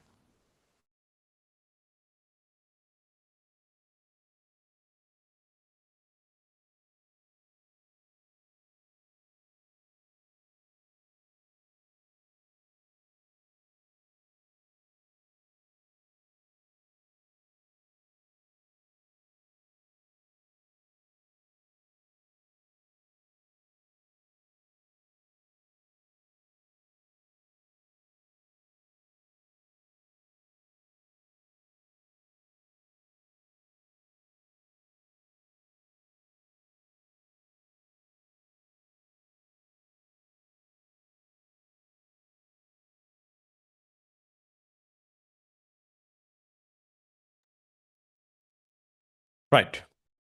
So அரசாங்கத்திட்ட இருந்து பென்ஷன் கிடைக்குமாக இருந்தால் அது விலக்களிக்கப்பட்டது. தனியார் ரிட்டையர்மெண்ட் தந்தாங்கன்னா அது டெர்மினல் பெனிஃபிட்ஸுக்கு கீழே நம்ம டெக்ஸ் கொடுக்கணும். எனவே அரசாங்கத்திடமிருந்து கிடைக்கக்கூடிய pension and investment income from ETF. Right. Investment, நான் இங்கே இடிஎஃப் பற்றி சொல்லலை, இன்வெஸ்ட்மெண்ட் இன்கம் ஃப்ரம் இடிஎஃப். இப்போ உங்களுடைய இடிஎஃப் இருக்குது தானே, நீங்கள் ஒவ்வொரு மாதமும் உங்களோட சேலரியில் இடிஎஃப் கண்ட்ரிபியூஷன் கொடுப்பீங்க. ஸோ நீங்கள் கொடுக்க மாட்டீங்க, எம்ப்ளாயர் வந்து சென்ட்ரல் பேங்க்கு அனுப்புவார். அந்த சென்ட்ரல் பேங்க் வந்து அதை வேறு வழிகளில் முதலீடு செஞ்சு அந்த இடிஎஃப்க்கு வட்டி வருமானம் உங்களுக்கு தருவாங்க. அப்படி கிடைக்கக்கூடிய வட்டி வருமானம், so the interest on employee trust fund after 1 April 1987, 1987க்கு பின்னர் கிடைக்கக்கூடிய எல்லா வட்டி வருமானமும் அதுக்கு டெக்ஸ் அடிக்க வேண்டிய அவசியம் இல்லை. அது வந்து எக்ஸம்டட் ஐட்டம்ஸ். அண்ட் 1987 அதற்கு முன்னர் அது வரிக்கு உட்பட்டது. சரியா, அதை நான் இங்கே இன்க்ளூட் பண்ணுறேன். 1987க்கு முன்னருங்கிறது கொஸ்டினில் சாத்தியம் இல்லாத ஒரு விஷயம். And approved provident fund receipts. Right. So approved provident fund receipts, so இது இம்பார்ட்டன்ட், வந்து அப்ரூவ்டான ஒரு ப்ரொவிடென்ட் ஃபண்ட் ரிசிப்ட்ஸ் உங்களுக்கு கிடைக்குது. Lump sum payments from approved provident fund including EPF payments. So EPF என்பது ஆட்டோமேட்டிக்காகவே அப்ரூவ் பண்ணின ஒரு நிதியம். அதை தாண்டி வேறு என்ன விஷயங்களும் இன்லேண்ட் ரெவென்யூ டிபார்ட்மெண்ட்டால், உள்நாட்டு இறைவரி திணைக்களத்தால் அப்ரூவ் பண்ணின ஃபண்ட் இருந்தால் அதில் இருந்தவங்களுக்கு கிடைக்கக்கூடிய அமௌண்ட்ஸ் வந்து exempted.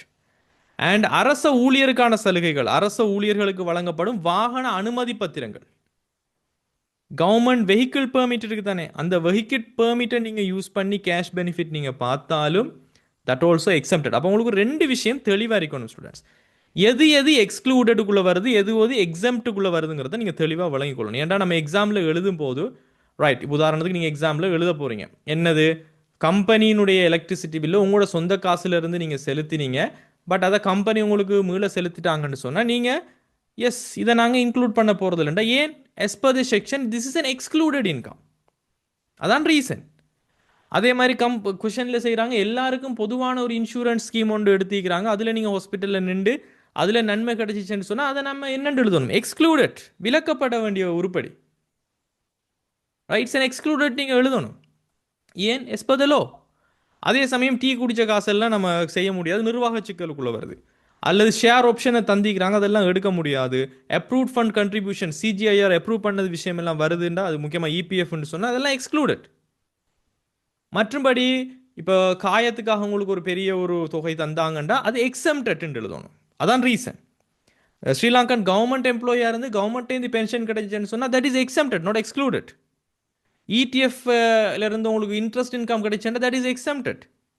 Approved provident fund EPF தவிர்ந்து, because EPF is already excluded, EPF தவிர்த்து வேறு எந்த சரி அப்ரூவ்ட் ஃபண்டில் இருந்து உங்களுக்கு கிடைச்சிச்சுன்னு சொன்னால் தட் இஸ் எக்ஸம்டட். வாகன அனுமதி பத்திரத்தை யூஸ் பண்ணி கேஷ் பெனிஃபிட் எடுத்துருக்கீங்கன்னா தட் இஸ் எக்ஸம்டட். அப்போ எக்ஸம்டட் எக்ஸ்க்ளூடட் என்னத்துக்கு தேவைன்னு சொன்னால் கேஷ் பெனிஃபிட்ஸில் we have to write the reason when we are doing the questions, when we are calculating the employment income, we have to mention whether we are removing, we are excluded or exempted. We have to settle the reason. நம்ம காரணத்தை நம்ம சொல்லணும். that's important, right?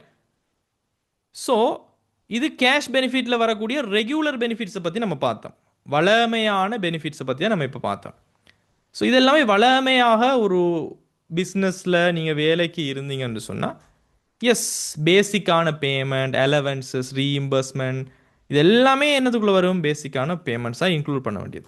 அதில் இருந்து நம்ம இதெல்லாம் கழிச்சு கொள்ள முடியும். இதெல்லாம் இருந்துச்சுன்னு சொன்னால் நம்ம நீக்கி கொள்ள முடியும். சரியா? That's it.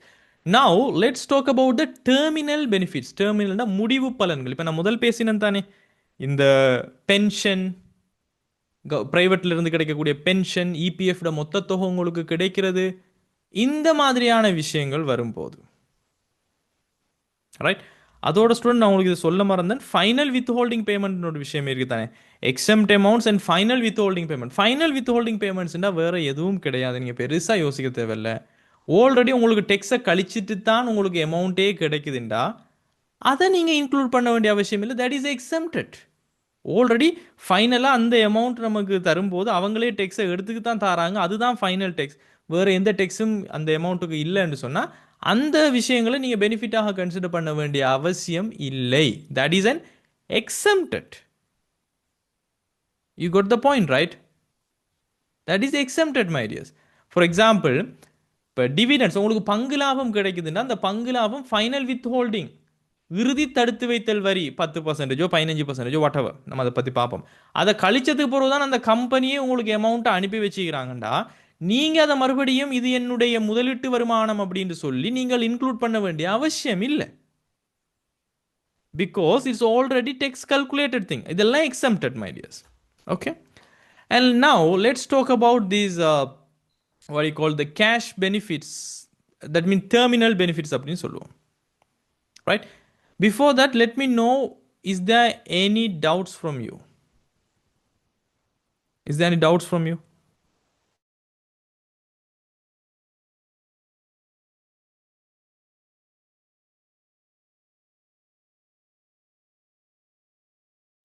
I hope so there's no doubt from your side. So let me talk about this cash benefits terminal. Terminal means what? இதெல்லாம் ஒரு ஸ்பெஷல் பெனிஃபிட், மை டியர்ஸ். உங்களோட வேலை வாய்ப்பு முடிவுக்கு வருகிறது. அது நீங்கள் ரிசைன் பண்ணிட்டு போகிறதா இருக்கலாம், அவங்க வேலையை விட்டு நிற்கிறதா இருக்கலாம், அல்லது அவங்களே ஒரு ஆப்ஷன் தந்து நீங்கள் வேலையை விட்டு இப்போ நிற்கிறதா இருந்தால் ஒரு 10 வருஷத்தில் சம்பளத்தை முன்கூட்டியே தருவோம் அப்படிங்கிற கணக்காக இருக்கலாம். What ever it is, right? So இந்த டெர்மினல் பெனிஃபிட்ஸ் என்பது ஸ்டூடெண்ட்ஸ், உங்களோட ஒர்க் லைஃப் முடியுது அல்லது உங்களோட வேலையை விட்டு நித்தாட்டுறாங்கன்னு சொல்லும்போது, the benefits you are receiving, it's called terminal benefits. Let's see the definition here. Benefits received at the end of working life, right? உங்களுடைய ஒர்க்கிங் லைஃப் முடியுது, ஓ upon termination of employment, ஒருவரின் தொழில் வாழ்க்கையின் முடிவில் அல்லது வேலை நீக்கத்தின் போது பெறப்படக்கூடிய நன்மைகளைத்தான் நாம் இங்கே டெர்மினல் பெனிஃபிட்ஸ் அப்படின்னு சொல்கிறோம்.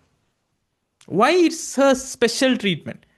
ரெகுலர் இல்லாமலுக்கு வளமையாக மாதம் மாதம் கிடைக்கக்கூடிய அலவன்சஸ், ரீஇம்பர்ஸ்மெண்ட், இபிஎஃப் கண்ட்ரிபியூஷன் வளமையாக எல்லா எம்ப்ளாயீஸுக்கும் கிடைக்கக்கூடிய ரிட்டையர்மெண்ட், இந்த வளமையாக கிடைக்கக்கூடிய விஷயங்கள் இல்லாமலுக்கு ஏன் டெர்மினல் பெனிஃபிட்ஸுக்கு ஸ்பெஷல் இது தேவைன்னு சொன்னால், these are often large amounts, பெரிய தொகைகளில் கிடைக்கும், ஒன் டைம் பேமெண்ட்டாக இருக்கும்.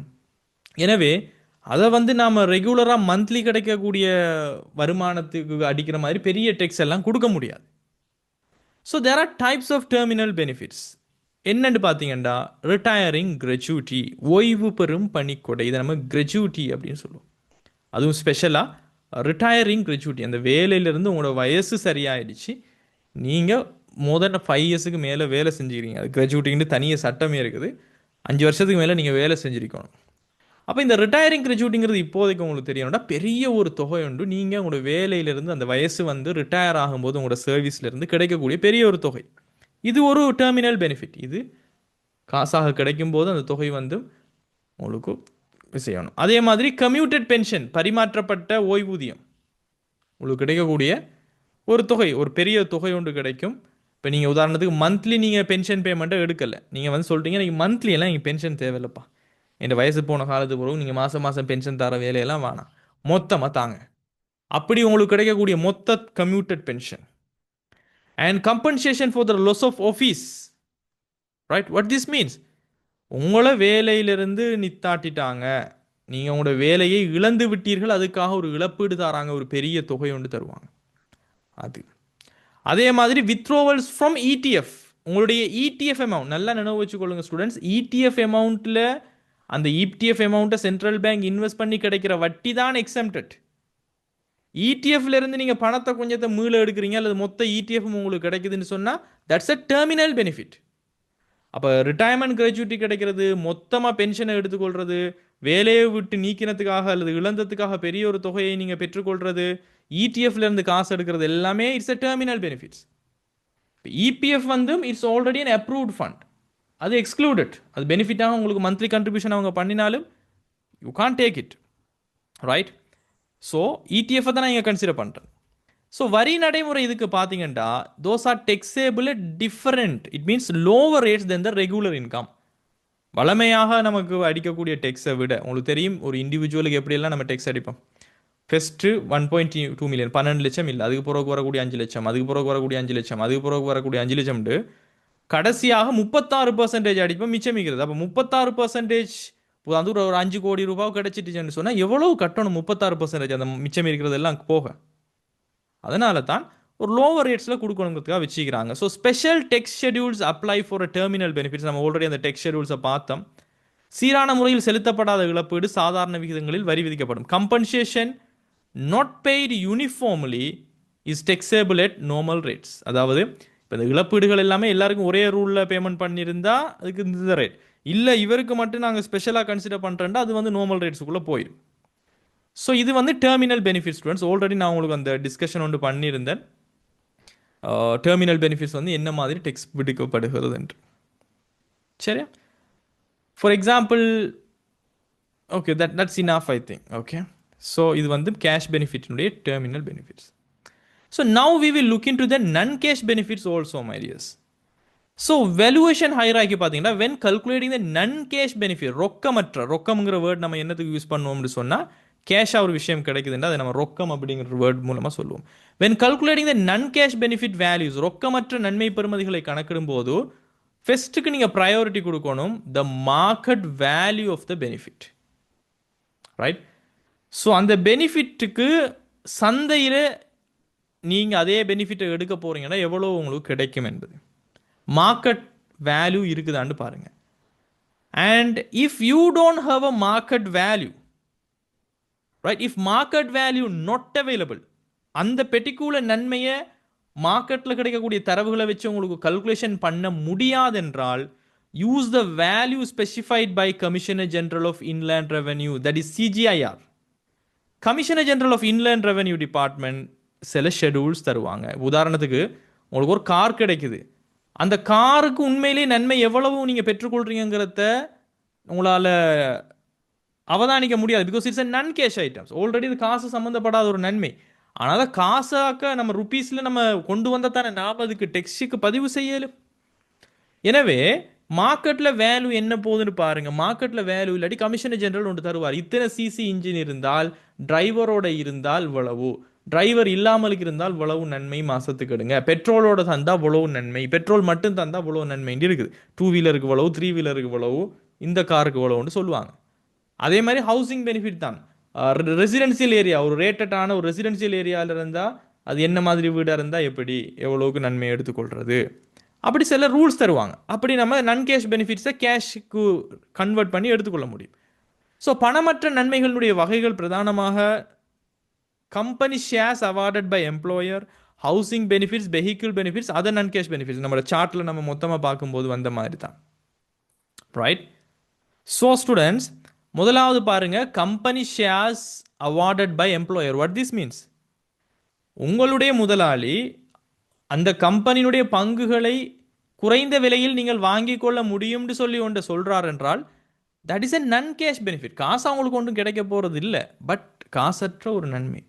இதை நீங்கள் எப்படி பார்ப்பீங்கன்னு சொன்னால் நான் உங்களுக்கு நோட்ஸில் தந்திக்கிறேன். என்னுடைய நன்மையை பார்த்தீங்கன்னா பங்குகளினுடைய சந்தை மதிப்பு, மார்க்கெட் வேல்யூ ஆஃப் த ஷேர்ஸை எடுங்க. இப்போ அந்த பெர்டிகுலர் கம்பெனியினுடைய ஷேருக்கு மார்க்கெட்டில் இப்போ எவ்வளோ ஒன்றுக்கு ப்ரைஸ் போகுது, ஒரு எம்ப்ளாயியாக நீங்கள் எவ்வளவு கொடுக்கறதுக்கு இருக்கிறீங்க பாருங்கள். உதாரணம் மட்டும் தந்திக்கிறேன். சந்தையில் மதிப்பு இந்த ஷேர்ஸ் ஒன்றுக்கு 20 ரூபா, ஆனால் உங்கள்கிட்ட கம்பெனி சொல்லுது 12 ரூபாய் 12 ரூபா பட்டி நீங்கள் செலுத்திட்டு எடுங்க. மார்க்கெட்டில் மற்றவங்க வாங்குறேன்னா 20 ரூபா வாங்குறாங்க, நீங்கள் 1000 பங்குகளை வாங்கிக்கொள்ளலாம்னு சொல்கிறாங்க. அப்போ 20 ரூபாயிலேருந்து 12 ரூபா போனால் ஒரு பங்குக்கு உங்களுக்கு 8 ரூபாய் கிடைக்கிறது. அப்போ 1000 பங்குகளுக்கு உங்களுக்கு 8000 ரூபாய் உங்களினுடைய ஷேர் பெனிஃபிட். புரிஞ்சுதா? Simple calculation.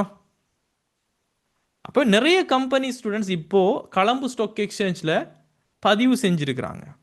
அவங்க வந்து எம்ப்ளாயி ஷேர் ஆப்ஷன் இஷாப் அப்படின்னு சொல்லுவோம், எம்ப்ளாயி ஷேர் ஆப்ஷன் ஸ்கீம்ஸ் இஷாப்ஸ். ஏன் இதை கொடுக்குறாங்கண்டா டேலண்டான எம்ப்ளாயீஸை நம்மளோட கம்பெனிஸில் வச்சுக்கொள்ளணும். அவங்களுக்கு பங்குகளை கொடுத்து அந்த கம்பெனியினுடைய ஷேர்ஸ் எப்போ வளரும், எப்போ கூடும், கம்பெனி நல்ல ப்ராஃபிட் உழைச்சா. ப்ராஃபிட்டுக்கு யார் தேவை? இந்த எம்ப்ளாயீஸ் தேவை. அப்போ அவங்கள நம்மளோட இந்த டேலண்ட்டை வச்சுக்கொள்ளணும்னு சொன்னால் they will offer that, right? So இப்படி தான் நம்ம கால்குலேஷன் பண்ணுவோம். As well as students, there is something called housing benefit.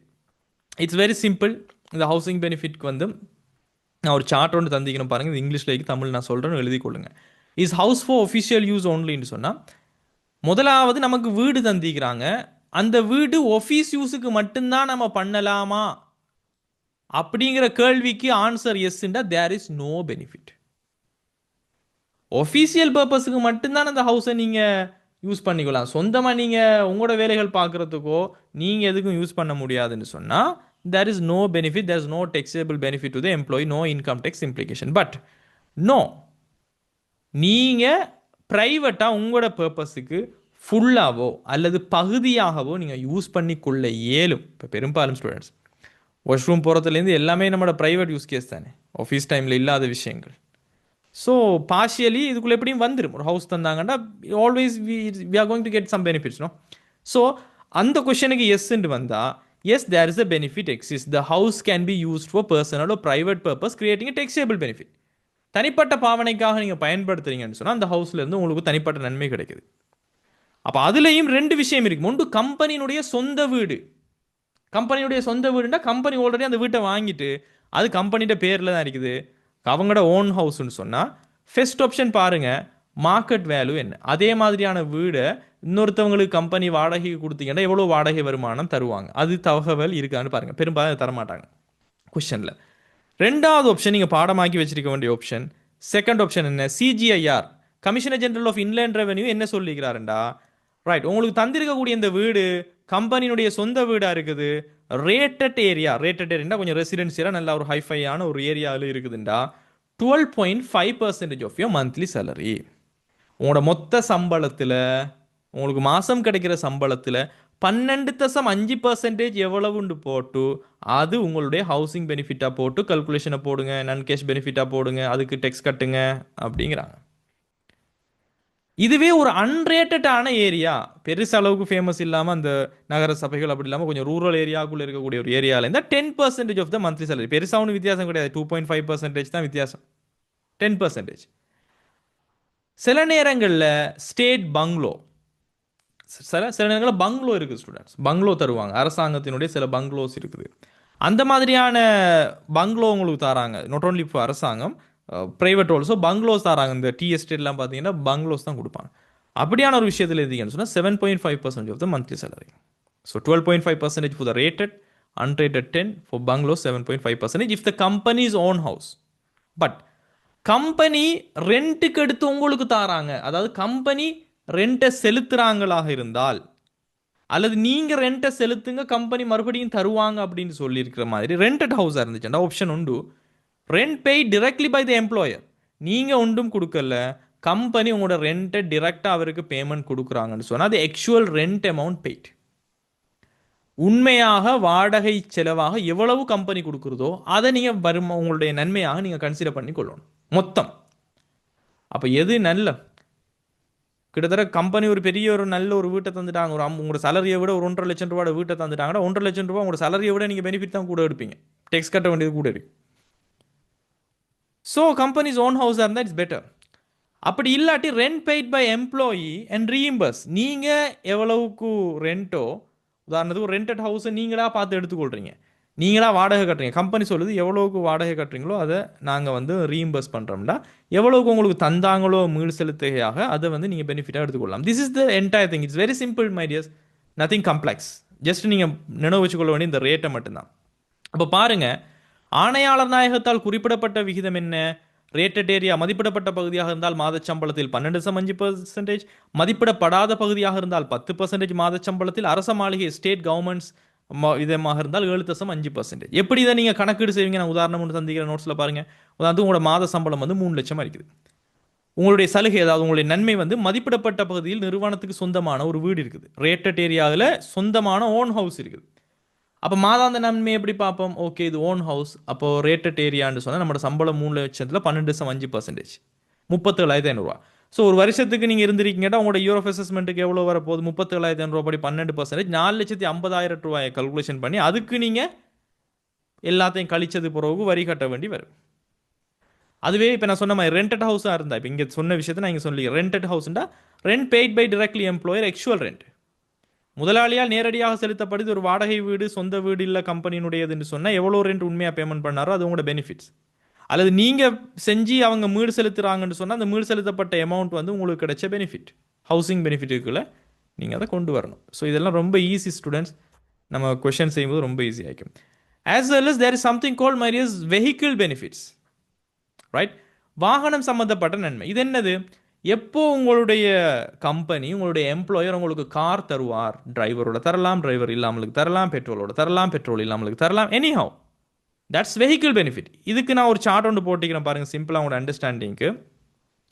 Can vehicle be use for private purpose? முதலாவது பார்க்கணும், தந்த வெஹிக்கிள் ஆஃபீஸ் யூஸுக்கு மட்டும்தான் பண்ணுங்க, வேற ஒன்று செய்யாதீங்கன்னு சொன்னாங்கன்னு சொன்னால் there is no benefit for us. No benefit இருந்தால் தானே நாம டெக்ஸ் கட்டணும். That's a simple concept. எனவே வெஹிக்கிளை பிரைவேட் பர்பஸுக்கு யூஸ் பண்ணலாமாண்டா நோ, தென் நோ பெனிஃபிட்.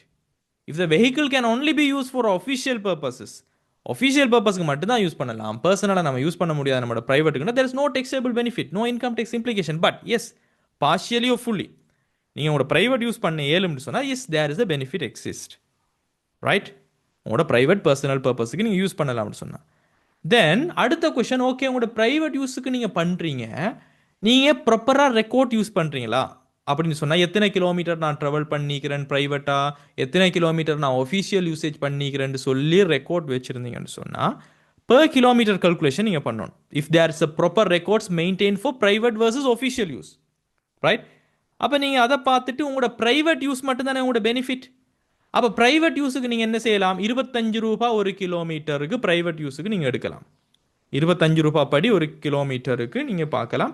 ஆனால் மேக்ஸிமம் 20,000 வரைக்கும் நீங்கள் எடுக்கலாம். சம்டைம் நீங்கள் நிறைய கிலோமீட்டர்ஸ் நீங்கள் ஓடிட்டீங்க, ஒரு 50,000 கிலோமீட்டர் ஓடிட்டீங்கன்னு வைங்களேன், 50,000 கிலோமீட்டர் ப்ரைவேட்டில் மட்டுமே உங்களோட ப்ரைவேட் பர்பஸுக்காக மட்டுமே ஓடிக்கிங்க. அப்போ 25 ரூபா படி பார்த்தா 12,50,000 வந்துடும். அப்படி இல்லை, அவங்க சொல்கிறாங்க 25 ரூபா படி ஒரு கிலோமீட்டருக்கு பாருங்க, அப்படி பார்த்தாலும் மேக்ஸிமம் 20,000 ரூபாய் தான் நீங்கள் கட்டணும். இப்போ 20,000 ரூபாய்க்கு மேலே உங்களுக்கு கல்குலேஷன் வந்துருச்சு, 25 ரூபா படி எத்தனை கிலோமீட்டர்னு பார்த்தாலும் மேக்ஸிமம் 20,000 ரூபா ஒரு மாதத்து படி கல்குலேஷன் பண்ணுங்க. அப்போ ஒரு வருஷத்துக்கு 2,40,000. எப்படி பார்ப்போம்? கல்குலேஷன் சிம்பிள், ப்ரைவேட் கிலோமீட்டர் எவ்வளவு 25 ரூபா படி பார்ப்போம், and subject to monthly cap. Monthly கேப்னா 20,000க்கு மேலே போக முடியாது, ரைட்? இது என்ன இந்த ரேட்டில் வரப்போகுது, சரியா?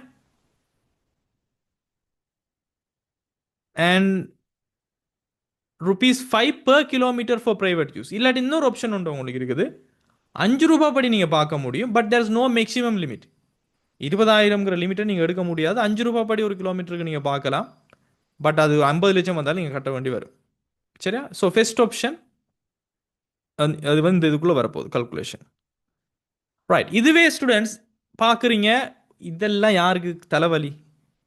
ப்ராக்டிக்கலாக இட்ஸ் நாட் வர்த்தி, ரைட்? எப்படி நம்ம யோசிக்கிறது, இத்தனை கிலோமீட்டர் நான் ப்ரைவேட்டுக்கு யூஸ் பண்ணிக்கிறேன், எப்படி ஒஃபிஷியலுக்கு யூஸ் பண்ணுறேன்? It's not practical. அப்படி ரெக்கார்ட் ஒன்றும் இல்லைண்டா use the CGIR specified value if there is no proper records maintain. என்னது ஃபர்ஸ்ட் ஆப்ஷன்? மார்க்கெட் வேல்யூ அவைலபிளாக இருந்தால், ரைட்? நீங்கள் உங்களுக்கு வெஹிக்கிள் ஒன்று கிடைச்சிக்குது, ப்ரைவேட் யூஸுக்கு பண்ணுறீங்க, ஃபர்ஸ்ட்டுக்கு சொல்கிறாங்க மார்க்கெட்டில் உங்களால் எப்படி சரி ஒரு மாதத்துக்கு இந்த வெஹிக்கிளை யூஸ் பண்ணுறதால பெனிஃபிட் எவ்வளோ உண்டு, மார்க்கெட் வேல்யூ இருந்தால் அதை யூஸ் பண்ணுங்கள். அப்படி இல்லைண்டா commissioner general of inland revenue சொல்லிக்கிறார், இதான் உங்களுக்கு கொஸ்டனுக்கு வரும். என்ன சொல்கிறார்? வெஹிக்கிளை மட்டும் தந்திக்கிறாங்க, டிரைவர் கிடையாது, பெட்ரோல் கிடையாது, 20,000 ரூபாய் மாதத்துக்கு, ஒரு வருஷத்துக்கு 12 2,40,000. உங்களுக்கு வாகனம் தந்திக்கிறார் வித் அ டிரைவர், டிரைவரும் தந்திருக்கிறார், டிரைவருக்கு எக்ஸ்ட்ராவாக 10,000 ரூபா மாதத்துக்கு கல்குலேஷன் பண்ணுங்க. வெஹிக்கிளுக்கு 20,000 ரூபாய். இப்போ உதாரணத்துக்கு வெஹிக்கிளும் தந்து டிரைவரும் தந்தா 20,000 படி வெஹிக்கிளுக்கு ஒரு மாதத்துக்கு, டிரைவருக்கு 10,000னா 30,000 படி பார்க்கணும் வருஷத்துக்கு. பெட்ரோல் தந்தால் 20,000 per month. அப்போ வெஹிக்கிளும் தந்து டிரைவரும் தந்து ஃபியூலும் தந்தால் என்ன வரும்? 20,000 30,000 50,000. அப்போ டோட்டல் வித் ஆல் ஃபெசிலிட்டிஸ்னா 50,000 மாதத்துக்கு பார்க்கணும். அப்போ உங்களுக்கு வெஹிக்கிள் மட்டும் தந்திக்கிறாங்களா, டிரைவர் மட்டும் தந்திக்கிறாங்களா, பெட்ரோல் மட்டும் தந்திக்கிறாங்களா? எப்படியுமே வெஹிக்கிளுங்கிறது காமன், அது டிஃபால்ட். வெஹிக்கிள் இல்லாமலுக்கு டிரைவரும் தர மாட்டாங்க, ஃபியூலும் தர மாட்டாங்க. அப்போ இந்த 20,000 10,000 கூட்டுறதா 20,000 கூட்டுறதாங்கிறது வெஹிக்கிள் மட்டும் தந்தா 20,000 தர 12 மாதம், வெஹிக்கிளும் டிரைவரும் தந்தா 30,000 தர 12 மாதம், வெஹிக்கிளும் டிரைவரும் பெட்ரோலும் தந்தா 50,000 தர 12 மாதம். அல்லது டிரைவர் தரல, என்ன நீங்க தான் டிரைவர், வெஹிக்கிளும் பெட்ரோலும் தந்தா 20,000 20,000 40,000 தர 12 மாதம். புரியுதா ஸ்டூடெண்ட்ஸ்? அது second option. So with fuel 5,000 per month, without fuel 3,000 per month. இது வந்து 3 வீலர்ஸுக்கு. ஓகே, இது வந்து மோட்டார் கார்ஸுக்கு நான் சொல்கிறது. இது 2 வீலர்ஸ். 2 வீலர்ஸ்னா பைக்குக்கு. ரைட், பைக்கில் எப்படியுமே பைக் தரணும், பைக்குக்கு டிரைவர் தர முடியாது ஸ்டூடெண்ட்ஸ். அதனால் டிரைவரை பற்றி இங்கே பேசலை. பெட்ரோலோட தந்திருந்தா 5,000 ரூபாய் ஒரு மாதத்துக்கு, பெட்ரோல் இல்லாமலுக்கு உங்களுக்கு 2 வீலர் தந்திருந்தா 3,000 ரூபாய் ஒரு மாதத்துக்கு. ஸோ இதை வந்து பாருங்கள். I'll give you some example. ஆணையாளர் நாயகத்தினால் குறிப்பிடப்பட்ட பெறுமதிகள்: வாகனம் மட்டும்டா 20,000, சாரதியுடன் 10,000, எரிபொருள்டா 20,000, அனைத்தும் சேர்ந்த மொத்த நன்மை 50,000.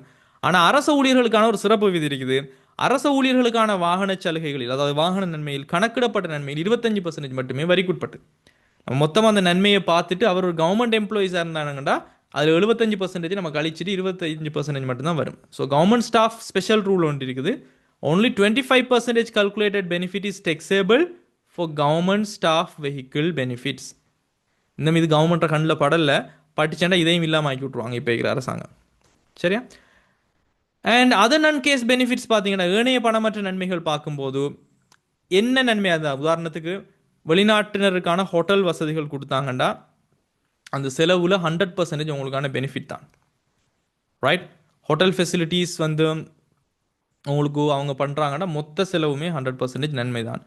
கடன் தாராங்கண்டா 0%. எல்லாருக்குமே உரிய கடனாக இருந்தால் எந்த ஒரு நன்மையும் இல்லை.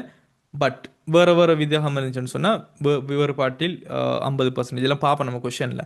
மின்சாரம் மற்றும் எரிவாயு வழங்குற, மருத்துவ நன்மை, இலவச உணவு, தொலைபேசி கட்டணம், விமான பயணச்சீட்டு, முதலாளியார் வரி செலுத்துறங்கிற எல்லாமே பணமற்ற நன்மைகளாக உங்களுக்கு வருதென்றால், சம்டைம் உங்களோட வருமான வரியை கம்பெனி பேமெண்ட் பண்ணும். அப்போ செலுத்தப்பட்ட அந்த வரியினுடைய அளவு ஒரு நான் கேஷ் பெனிஃபிட்டாக நீங்கள் எடுக்கணும். உங்களோட தனிப்பட்ட பிரச்சனைக்கு நீங்கள் போகிற விமான பயணச்சீட்டை கம்பெனி தந்தீங்கன்னா அது 100% உங்களோட பெனிஃபிட். உங்களோட தனிப்பட்ட ரீதியான தொலைபேசி கட்டணத்தை அவங்க செலுத்துறாங்கன்னா 50% நீங்கள் எடுக்கணும். தட்ஸ் 50%. இலவசமாக உணவு தான் 100%. அந்த வேல்யூ நீங்கள் எடுத்துக்கொள்றது, பணமற்ற ரீதியாக எடுத்துக்கொள்றது அவங்களுக்கு, அதாவது செலவில் 100%. நம்ம என்ன சொல்கிறோம்னா, கம்பெனிக்கு எவ்வளோ செலவு வந்துச்சோ அதனுடைய 100%, அல்லது கம்பெனிக்கு எவ்வளோ செலவு பண்ணிச்சோ அதனுடைய 50%. ரைட், இதெல்லாம் நீங்கள் நன்மையாக எடுக்கணும். முக்கிய வேறுபாடு பாருங்கள், தொலைபேசி கொடுப்பனம், அதாவது ரொக்கம், அதாவது காசாக உங்களுடைய தொலைபேசி கொடுப்பனம் அவங்க செலுத்தினாங்கண்டா தட்ஸ் 100% வரிக்கு உட்பட்டது. அதாவது 100% அமௌண்ட்டு நீங்கள் எடுக்கணும். காசாக தரல, அவங்களே செலுத்தினாங்கன்னு சொன்னால் நீங்கள் 50% எடுக்கணும். ஸோ இதெல்லாம் கொஸ்டின் செய்யும்போது நம்ம ப்ராக்டிஸ் பண்ணுவோம். சரியா? அலுவலக நோக்கங்களுக்கான விமான பயணச்சீட்டுகள் வரிக்குட்படாது. ஒஃபிஷியல் பர்பஸுக்கு போனால், தனிப்பட்ட ரீதியாக போனால் மட்டும்தான் வரிக்குட்படும். தனிப்பட்ட பயன்பாட்டுக்கான விமான பயணச்சீட்டை கம்பெனி கொடுத்தாங்கன்னா கொடுத்த காஸ்ட்டில் 100% உங்களுக்கான நன்மை. ஸோ இதெல்லாம் ஸ்டூடெண்ட்ஸ் கொஞ்சம் வாசித்து விளங்கி கொள்ளணும். பிகாஸ் கொஸ்டின் வரும்போது மறுபடியும் நம்ம ப்ராக்டிஸ் பண்ணுறதுக்கு நமக்கு தெரிய வரக்கூடியதாக இருக்கும். Right, and let me talk about this APIT tax. Right, APIT முற்பண தனிநபர் வருமான வரி. இது வந்து ஒரு சிஸ்டம் ஸ்டூடெண்ட்ஸ். நேரடியாக ஊழியர்களினுடைய சம்பளத்தில் இருந்தே உங்களோட எம்ப்ளாயர் உங்களுடைய வருமான வரியில் ஒரு தொகையை அட்வான்ஸாக கழிச்சிட்டு தான் உங்களுக்கு சம்பளமே தருவார். அப்போ நீங்கள் கல்குலேஷனை பண்ணி கட்ட வேண்டிய அவசியம் இல்லை. அப்படி நீங்கள் கட்ட போனாலும் இந்த எபிடெக்ஸை நீங்கள் கழிச்சு கொள்ளலாம். உங்களோட எம்ப்ளாயர் எவ்வளோ கட்டிக்கிறாங்கன்றது பாருங்கள். It applies to employees earning greater than ₹100,000 per month or ₹1.2 million per year. பார்த்துங்க அரசாங்கத்தில் ட்ரிக்கை பாருங்கள். அரசாங்கம் எம்ப்ளாயீஸாக வந்து 12 லட்சத்துக்கு மேலே சம்பாதிக்கிறீங்களா, மாதம் 1 லட்சத்துக்கு மேலே சம்பாதிக்கிறீங்களா, அப்போ வருஷத்துக்கு 12 லட்சத்துக்கு மேலே வரியை கட்டுங்க, பிகாஸ் உங்கள்கிட்ட டெக்ஸேபிள் இன்கம் இருக்குது, நாங்கள் 12 லட்சம் தான் விடுதொகை கொடுக்குறோம்னு சொல்லி எல்லாரும் வந்து சொல்லுங்கடா, சொல்ல மாட்டாங்க. அப்போ அரசாங்கம் என்ன செய்யுது? ஓகே, சம்பளம் வாங்குறவங்களை விட்டுட்டு சம்பளம் கொடுக்குறவங்களை பிடிப்போம். அப்போ சம்பளம் கொடுக்குறவங்க அவங்களோட சொந்த காசை எடுத்து கொடுக்க போகிறது இல்லையே, சேலரியாக அவங்க பேசின அமௌண்ட்லேருந்து அவங்களாவே எடுத்துகிட்டு கொடுக்க போகிறாங்க. அப்போ சம்பளம் கொடுக்குறவங்களுக்கு அரசாங்கம் சொல்லுது அபிட்டுங்கிறத நாங்கள் உருவாக்குறோம், அட்வான்ஸ் பர்சனல் இன்கம் டேக்ஸ். நீங்கள் மாதத்துக்கு 1 லட்சத்துக்கு மேலே சம்பளம் கொடுக்குறீங்களா, அப்போ 12 லட்சத்துக்கு மேலே தான் அவங்களுக்கு வரப்போகுது. அவங்க கட்ட வேண்டிய வரியில் நீங்களே கல்குலேஷனை போட்டு எங்களுக்கு வரியை அனுப்பிவிடுங்க. So the definition of salary வந்து என்ன, gains and profits from employment received in the cash. சரியா, என்னென்ன ஆதாயங்கள் லாபங்கள் எல்லாம் நீங்கள் பெற்றுக்கொள்கிறீங்களோ உங்களோட வேலை வாய்ப்பிலிருந்து, அதெல்லாமே as a salary, right? So இதில் கழிக்கிற என்னென்னா made at a time of salary payment using the specified tax table. இதுக்குன்னு சொல்லி எபிட் டேபிள் இருக்குது ஸ்டூடெண்ட்ஸ், ரைட்? ஸோ இந்த எபிட் டேபிளை யூஸ் பண்ணி சேலரியிலிருந்து எடுத்துக்கொள்வாங்க. So let me give you this APIT table guide. உங்களுக்கு பார்த்தீங்கன்னா இந்த எபிட் டெக்ஸ்ட் டேபிளில் பார்த்தீங்கன்னா இட்ஸ் லுக்ஸ் லைக் திஸ். இதில் முதலாவது அட்டவணை வந்து வேலைவாய்ப்பிலிருந்து வளமையான லாபம், பதிவாளர் அல்லது முதன்மை வேலைவாய்ப்பு அறிவிப்புடன் உள்ள பதிவாளர் அல்லாதவர்னு சொல்லி சில வருமான வகையாக பிரித்து, அட்டவணை 2 அட்டவணை 3 அந்த முடிவு பலன்கள், அட்டவணை 4 பதிவாளர்களுக்கான கொடுப்பனவுகள் அப்படின்னு சில டெக்ஸ்ட் டேபிள் இருக்குது. ஸோ இதை பற்றி நம்ம கொஞ்சம் கொஷனாக டீல் பண்ணால் இட்ஸ் பெட்டர். சரியா, let me show you that EPIT table. Give me a minute.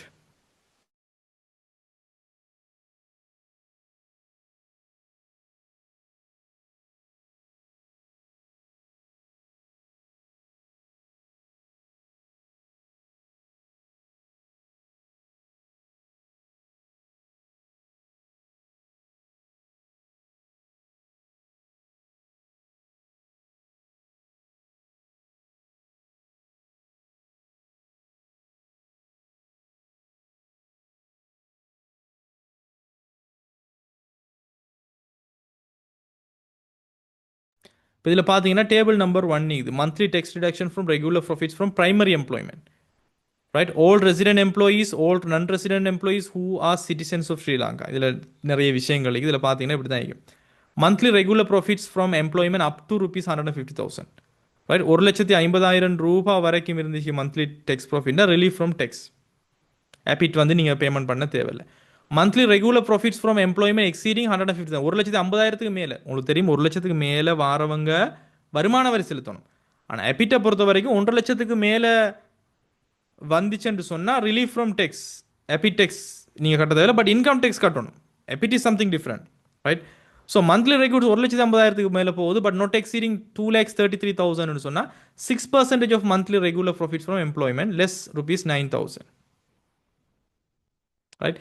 So இந்த டேபிள் எல்லாம் வில் அப்ளை. நமக்கு கொஸ்டின் செய்யக்கூடிய ப்ராக்டிஸ் இருந்துச்சுன்னு சொன்னால் will apply, otherwise it's waste of time. So இதில் பாருங்க, அபிட் தொடர்பில் முதலாளியினுடைய கடமை என்னென்னா detect the APIT from the gross remuneration with employee concern. ஊழியரோட சம்மதத்தோடு தான் இதை எடுக்கணும், ரைட்? மொத்த சம்பளத்தில் இருந்து ஊழியரோட சம்மதத்தோட மொத்த சம்பளத்திலேருந்து அபிட்டை கழிங்க. And remit the APIT to CGIR by 15th of the following month, right? இப்போ ஜனவரி மாதத்தினுடைய அபிடெக்ஸ் நீங்கள் கழிச்சத்தை February 15 நீங்கள் அரசாங்கத்துக்கு அனுப்பிடணும், இன்லேண்ட் ரெவன்யூ டிபார்ட்மெண்ட்டுக்கு அனுப்பிடணும். And you have to issue something call T10 certificate by 30th April of succeeding year or within 30 days of employment cessation. அடுத்த ஆண்டு ஏப்ரல் 30 அல்லது வேலையிலிருந்து நிறுத்தப்பட்டு 30 நாளைக்குள்ள அவருக்கு T10 சான்றிதழை வழங்கணும். அப்படின்னு சொன்னால் எவ்வளவுக்கு நாங்கள் எபிட்டுக்கு கழிச்சிருக்கிறோமுங்கிற சான்றிதழ். பிகாஸ் அதை வச்சு தான் அவங்களோட வருமான வரியை கட்டும்போது இதெல்லாம் எங்களோட எம்ப்ளாயர் ஆல்ரெடி கட்டிக்கிறது, நாங்கள் கொடுக்க தேவையில்லைன்னு சொல்லுவாங்க. So furnish the annual statement to CGIR by 30th April of succeeding year. இப்போ இந்த வருஷத்துலேருந்து அடுத்த வருஷத்துக்குள்ள, அடுத்த வருஷம் 30ஆம் தேதிக்குள்ள, ஒரு வருஷத்துக்குள்ள 30ஆம் தேதி ஏப்ரலுக்குள்ள நீங்கள் இந்த உங்களுடைய annual ஸ்டேட்மெண்ட், இந்த எவ்வளவுக்கு நீங்கள் எபிட்டெல்லாம் கழிச்சிருக்கீங்கிறத கட்டாயமாக சிஜிஐஆருக்கு அனுப்பணும். So you have to maintain the records specified by the CGIR. ஆணையாளர் நாயகத்தால் குறிப்பிடப்பட்ட பதிவேடுகளை நீங்கள் பேண வேண்டிய கட்டாயத்துக்கு உள்ளாகிறீங்க அபிடெக்ஸுக்குள்ள. சரியா? ஸோ இது வந்து ரொம்ப பெரிய ஒரு விஷயம் இல்லை ஸ்டூடெண்ட்ஸ், கன்செப்டை மட்டும் வழங்கிக்கொள்ளுங்க. Concept is important. Theory class எல்லாத்துலேயும் கன்செப்ட் தான் மெயின், ரைட்? பிகாஸ் நம்ம கொஸ்டனை டச் பண்ணும்போது தான் அவ்வளோ ஈஸியாக இந்த விஷயத்தை அவ்வளோவுக்கு நம்ம படித்தோமா அப்படின்னு தோணும் உங்களுக்கு, right? So now let me talk about expense deductions. So section 10ல் ஸ்டூடெண்ட்ஸ் இதில் ரூல்ஸ் இருக்குது. ஏற்கனவே நான் சொன்னிக்கிற மாதிரி தான், no deduction shall be made in calculating the person's income from employment. ஒரு நபரினுடைய வேலை வாய்ப்பிலிருந்து கிடைக்கக்கூடிய வருமானத்தை கணக்கிடுவதில் எந்த ஒரு கழித்தலும் நீங்கள் செய்யக்கூடாது. அதனுடைய அர்த்தம் என்னென்னா, employees can not detect any expense. நான் ஏற்கனவே சொன்ன மாதிரி தான், நான் உடுப்பு வாங்கினேன், நான் மருத்துவ செலவுக்கு போயிட்டேன், நான் வீட்டுக்கு கொடுத்துட்டேன், எனக்கு ஒன்றுமே மிஞ்சல்ங்கிற கதையெல்லாம் நீங்கள் சொல்ல முடியாது. அனைத்து மொத்த வேலைவாய்ப்பு வருமானமும் வரிக்குட்பட்டது. செலவுகள் கழிக்கப்படும் வணிக வருமானத்திலிருந்து இது வேறுபட்டது. பிஸ்னஸ் இன்கமுக்கு மட்டும்தான் செலவு போனதுக்கு பிறகு வரி கட்டுவோம். பட் எம்ப்ளாய்மெண்ட் இன்கம் செலவுக்கு முன்னாடியே வரி கட்டணும். That's a different, right? So that's about expense deductions, my dears. Let me talk about these some practical examples here. முதலாவது பாருங்க, ஷேர் பெனிஃபிட் கால்குலேஷனுக்கு நான் சில உதாரணங்கள் நான் கொடுத்திருக்கிறேன். திரு சரத் ஒரு பங்கினுடைய சந்தை விலை ரூபாய் 20 இருக்கும்போது 1000 பங்குகளை தலா 12 ரூபாய்க்கு பெறுகிறார் என்றால் எம்ப்ளாய்மெண்ட் பெனிஃபிட்ஸ் என்ன? 20 ரூபாய் மார்க்கெட்டில் விலை, 12 ரூபாய்க்கு இவர் கம்பெனி வாங்க அனுமதிச்சுட்டா 8 ரூபாய். அதே போல் 1000 பங்குகளை வாங்கலாம்னு கம்பெனி கொடுத்தீங்கன்னா 8000 ரூபாய் இவருடைய ஷேர் பெனிஃபிட், நன் கேஷ் பெனிஃபிட்ஸ். அதே மாதிரி ஹவுசிங் பெனிஃபிட் சில கல்குலேஷனுடைய செனாரியா உங்களுக்கு புரிஞ்சு கொள்றதுக்கு எடுத்துக்காட்டு தந்திக்கிறேன் பாருங்க. திரு சோமசுந்தரம் மாச சம்பளம் 3 லட்சம் பாருங்க. வாடகையாக நிறுவனம் 1 லட்சம் ரூபாய் செலுத்தியது என்று சொன்னா, இது கம்பெனி சொந்தமா வாடகை கொடுக்குறாங்கன்னு அவங்ககிட்ட சொந்த பில்டிங் இல்லை, அப்போ சொந்த வீடு இல்லை, அப்போ இது வாடகை எடுத்துக்கிற வீடு. யார் வாடகை கட்டுறாங்க? நிறுவனம் கொடுத்துக்கு. நிறுவனம் கொடுத்தா என்னென்னு படுத்திக்கிறோம்? எக்சுவல் ரெண்ட் பெய்ட், உண்மையாக கொடுத்தது. ஸோ ஒரு மாதத்துக்கு 1 லட்சம்டா 12 மாதத்துக்கு 1.2 மில்லியன் வருடாந்த நன்மையாக நீங்கள் கன்சிடர் பண்ணணும். அதே சமயம் மதிப்பிடப்பட்ட பகுதியில் நிறுவனத்தினுடைய வீடு இருக்குண்டா, அதாவது நிறுவனத்தினுடைய சொந்த வீடு ரேட்டட் ஏரியாவில் இருக்குதுண்டா எவ்வளோ? 12.5%. 3 லட்சத்துக்கு 12.5% பாருங்க, ஒரு மாதத்தில் வரும். 12 பெருக்கினீங்கன்னா 4,50,000 தான் வரும். அதுவே மதிப்பிடப்படாத பகுதியில் நிறுவனத்தினுடைய சொந்த வீடு இருக்குதுண்டா எத்தனை பர்சன்டேஜ்? 10%. 3 லட்சத்தில் 10% பாருங்க, 12 மாதத்துக்கு பாருங்க 3,60,000. இதுவே அரச மாளிகையில் நிறுவனத்தினுடைய வீடு இருக்கிறது என்றால் 3 லட்சத்தில் 7.5% பாருங்க, ஒரு மாதத்தில் வரும். 12 பெருக்கினா 2,70,000. Very simple calculation. அண்ட் வாகனத்தினுடைய நன்மைகளுக்கான இதை நான் தந்திக்கிறேன் பாருங்க. இப்போ வாகனத்தில் நன்மையை நம்ம எப்படி பதிஞ்சிக்கிறோம் கேட்டேன். வாகனத்தில் உங்களுக்கு ப்ரைவேட்டாக யூஸ் பண்ண முடியுமா? எஸ், பெரும்பாலும் எல்லா வாகனமும் யூஸ் பண்ண முடியும். அடுத்த கொஸ்டின் என்ன? ரெக்கார்ட்ஸ் முறையாக மெயின்டைன் பண்ணுறீங்களா இல்லையா? முறையாக மெயின்டைன் பண்ணுறீங்க, சரியான பதிவுகள் இருக்குதுண்டா தனிப்பட்ட முறையில் நீங்கள் 1000 கிலோமீட்டர் பயன்படுத்திக்கிறீங்க உங்களோட மோட்டார் வாகனம்டா 1000 கிலோமீட்டருக்கு என்ன செய்யணும்? 25 ரூபா படிப்பாருங்க, 25,000. ஆனால் மேக்ஸிமம் எவ்வளோ இருக்குது? 20,000 வரைக்கும் தான் போகலாம். அப்போ மாதத்துக்கு நீங்கள் 20,000க்கு மேலே அமௌண்ட் உங்களுக்கு 25 ரூபா படி கால்குலேஷன் பண்ணிங்கன்னா 20,000 வருதுண்டா 20,000 வரைக்கும் தான் மேக்ஸிமம். இல்லை நான் சரியான ரெக்கார்ட்ஸ் ஒன்றுமே வெஹிக்கல்னு சொன்னால் ஓகே, அப்போ உங்களுக்கு வாகனம் எப்படி தரப்பட்டிருக்குதுன்னு பாருங்கள், ரைட்? வாகனம், சாரதி, எரிபொருள் எல்லாமே தந்திருக்காங்கடா. வாகனத்துக்கு நான் சொல்லிக்கிறேன் 20,000, சாரதிக்கு 10,000, எரிபொருளுக்கு 20,000, 20,000, 30,000, 50,000 ஒரு மாதத்துக்கு, 12 மாதத்துக்கு பாருங்க. So very simple my dears, very very simple. Tax நீங்கள் நினைக்கிற அளவுக்கு எல்லாம் கஷ்டம் கிடையாது, சிம்பிளாக அண்டர்ஸ்டாண்ட் பண்ணிக்கோங்க. So the key principles and rules இங்கே கேஷ் வர்சஸ் எக்ரூவல் பேஸை பற்றி நான் சொன்னேன். எம்ப்ளாய்மெண்ட் இன்கமை பொறுத்த வரைக்கும் ஸ்டூடெண்ட்ஸ், வேலைவாய்ப்பு வருமானத்தை பொறுத்த வரைக்கும் கேஷ் பேசிஸில் தான் நம்ம வருமானத்தை கணக்கிடுவோம், ரைட்? உங்களுக்கு வருமானம் காசாக கிடைக்கிறது தான் நம்ம பார்ப்போம். பிஸ்னஸ் இன்கம் பொறுத்த வரைக்கும் உங்களுக்கு தெரியும், பிஸ்னஸ் இன்கம் நம்ம கல்குலேஷன் பண்ணும்போது உங்களுக்கு தெரியும் எக்ரூவல் பேசிஸில் தான் நாம் பார்ப்போம். காசாக கிடைக்கிறத விட வருமானம் உழைக்கப்பட்டுச்சா என்பதனை பார்ப்போம். அதே மாதிரி அப்ரூவ்ட் வர்சஸ் நன் அப்ரூவ்ட் ஃபண்ட்ஸை பற்றி நான் பேசியிருந்தேன். அப்ரூவ்ட் ஃபண்டுக்கு கொடுக்கக்கூடிய கண்ட்ரிபியூஷன்ஸ் வந்து it is excluded from the income. அப்போ இபிஎஃப் போன்ற நிறுவனங்களுக்கு எம்ப்ளாயர் கண்ட்ரிபியூஷன் பண்ணுறார், அதில் காசு உங்களுக்கு கிடைக்க போகிறதாக இருந்தாலும் அந்த மாதம் மாதம் கொடுக்கக்கூடிய அந்த கண்ட்ரிபியூஷன் உங்களுக்கு விலக்களிக்கப்பட்ட ஒன்று, எக்ஸ்க்ளூடட். அங்கீகரிக்கப்படாத நிதிகள், பங்களிப்புகளும் வருமானத்தில் உள்ளடக்கப்படும். நன் அப்ரூவ்ட் ஃபண்ட்ஸுக்கு எம்ப்ளாயர் கொடுக்குறாருன்னா அது உங்களுக்கான நன்மை. அதே மாதிரி இபிஎஃப் வந்து always considered as an approved because that's a government fund. அதே மாதிரி நான் உங்களுக்கு ஈக்குவல் டேர்ம்ஸ் பாலிசியை பற்றி சொல்லியிருந்தேன். எல்லா எம்ப்ளாயீஸுக்கும் கொடுக்குற நன்மை, இன்சூரன்ஸ் போன்ற விஷயங்கள் உங்களுக்கு கிடைக்குதுன்னா தட் இஸ் எக்ஸ்க்ளூடட், ரைட்? உங்களுக்கு மட்டும் ஸ்பெஷலாக ஒரு பெனிஃபிட் தராங்க, மற்ற எம்ப்ளாயீஸுக்கு இல்லைண்டா மட்டும் தட் இஸ் உங்களுக்கு பெனிஃபிட். இது வந்து மெடிக்கல், டென்டல், ஹெல்த் இன்சூரன்ஸ் பெனிஃபிட்டுக்கெல்லாம் பொருந்தக்கூடிய விஷயமா இருக்கும். அதே மாதிரி அரச ஊழியர்களுக்கு நான் சொல்லியிருந்தேன், வாகன மதிப்பை நீங்கள் பார்த்து அதில் 25% மட்டும்தான் நீங்கள் எடுக்கணும். வாகனங்கள் வந்து வாகனத்தினுடைய அனுமதிகள் வந்து விலக்களிக்கப்பட மாட்டாது. வெஹிக்கிள் பெர்மிட்ஸ் வந்து விலக்களிக்கப்பட்டது, எக்ஸம்டட் வெஹிக்கிள் பெர்மிட்ஸ் வந்து விலக்களிக்கப்பட்டது அரச ஊழியர்களுக்கு பெரும்பாலும் கொடுக்கப்படும். கவர்மெண்டினுடைய பென்ஷன்ஸ் தனியார் கொடுத்தால் அது டெர்மினல் பெனிஃபிட்ஸ், கவர்மெண்டினுடையது பென்ஷன் எக்ஸம்டட். அதே மாதிரி அபிட் அட்டவணை வந்து பிரைமரி எது ஏன்னா பிரைமரி முதன்மை வேலை வாய்ப்புக்கு தான் இந்த எபிட் டெக்ஸ் வந்து பொருந்தும். ஸோ பிரைமரி தொழில் வாய்ப்பாக எதை கொடுக்குறீங்க என்பதுதான், பிகாஸ் அதை அடிப்படையில் தான் எபிட் டேபிள் இருக்கும். So primary employment declaration is required for certain benefits. சில நன்மைகளை பெற்றுக்கொள்ளணும்னா நீங்கள் சொல்லணும். பல வேலை வாய்ப்புகள் வந்து வெவ்வேறு வரி அட்டவணைகளுக்கு உட்படலாம். சரியா? So these are the some key principles and rules. அண்ட் உங்களுடைய எக்ஸாம்ஸுக்கு வந்து ஃப்ரீக்வெண்ட்லாம் எது வரும்டா ஸ்டூடெண்ட்ஸ், நீங்கள் எது சம்மந்தமாக புரிஞ்சு வச்சுக்கணும்னு சொன்னால் கிளாசிஃபிகேஷன் பண்ணணும். எது இன்க்ளூடட், எது எக்ஸ்க்ளூடட், எது எக்ஸம்டட். இன்க்ளூடுங்கிறதுல நான் சொன்னது தான், ரெகுலர் பேமெண்ட்ஸ்குள்ளே வரக்கூடிய சேலரி எடுக்கிறது, போனஸ் எடுக்கிறது, எலவன்சஸ் தாரது, பெட்ரோலுக்கு எலவன்ஸ் தாரது, ரைட், அந்த அடுத்தது வீட்டு நன்மை கிடைக்கிறது, இது எல்லாமே இன்க்ளூட். எக்ஸ்க்ளூடடுங்கிறது என்னன்னு சொல்லிக்கிறேன், எக்ஸம்டடுக்குள்ள என்னன்னு சொல்லிக்கிறேன், இதெல்லாம் தெரிஞ்சிருக்கணும். அதே மாதிரி நான் கேஷ் பெனிஃபிட்டுக்குள்ள ஷேர், ஹவுசிங், வெஹிக்கிள் பெனிஃபிட்ஸ், 3 பெனிஃபிட்டை பற்றி நம்ம பேசினோம். இந்த 3 பெனிஃபிட்டும் எப்படி கல்குலேஷன் பண்ணுற, என்னென்ன ரேட்டுங்கிறது பாடமாக்கி வச்சுக்கொள்ளணும். அதே மாதிரி எபிடேபிளுடைய செலெக்ஷன் யார் யூஸ் பண்ணுறன்னு தெரியணும். எபிடேபிள் எப்படி செய்கிறங்கிறது நம்ம கொஸ்டின் வரும்போது பார்ப்போம்.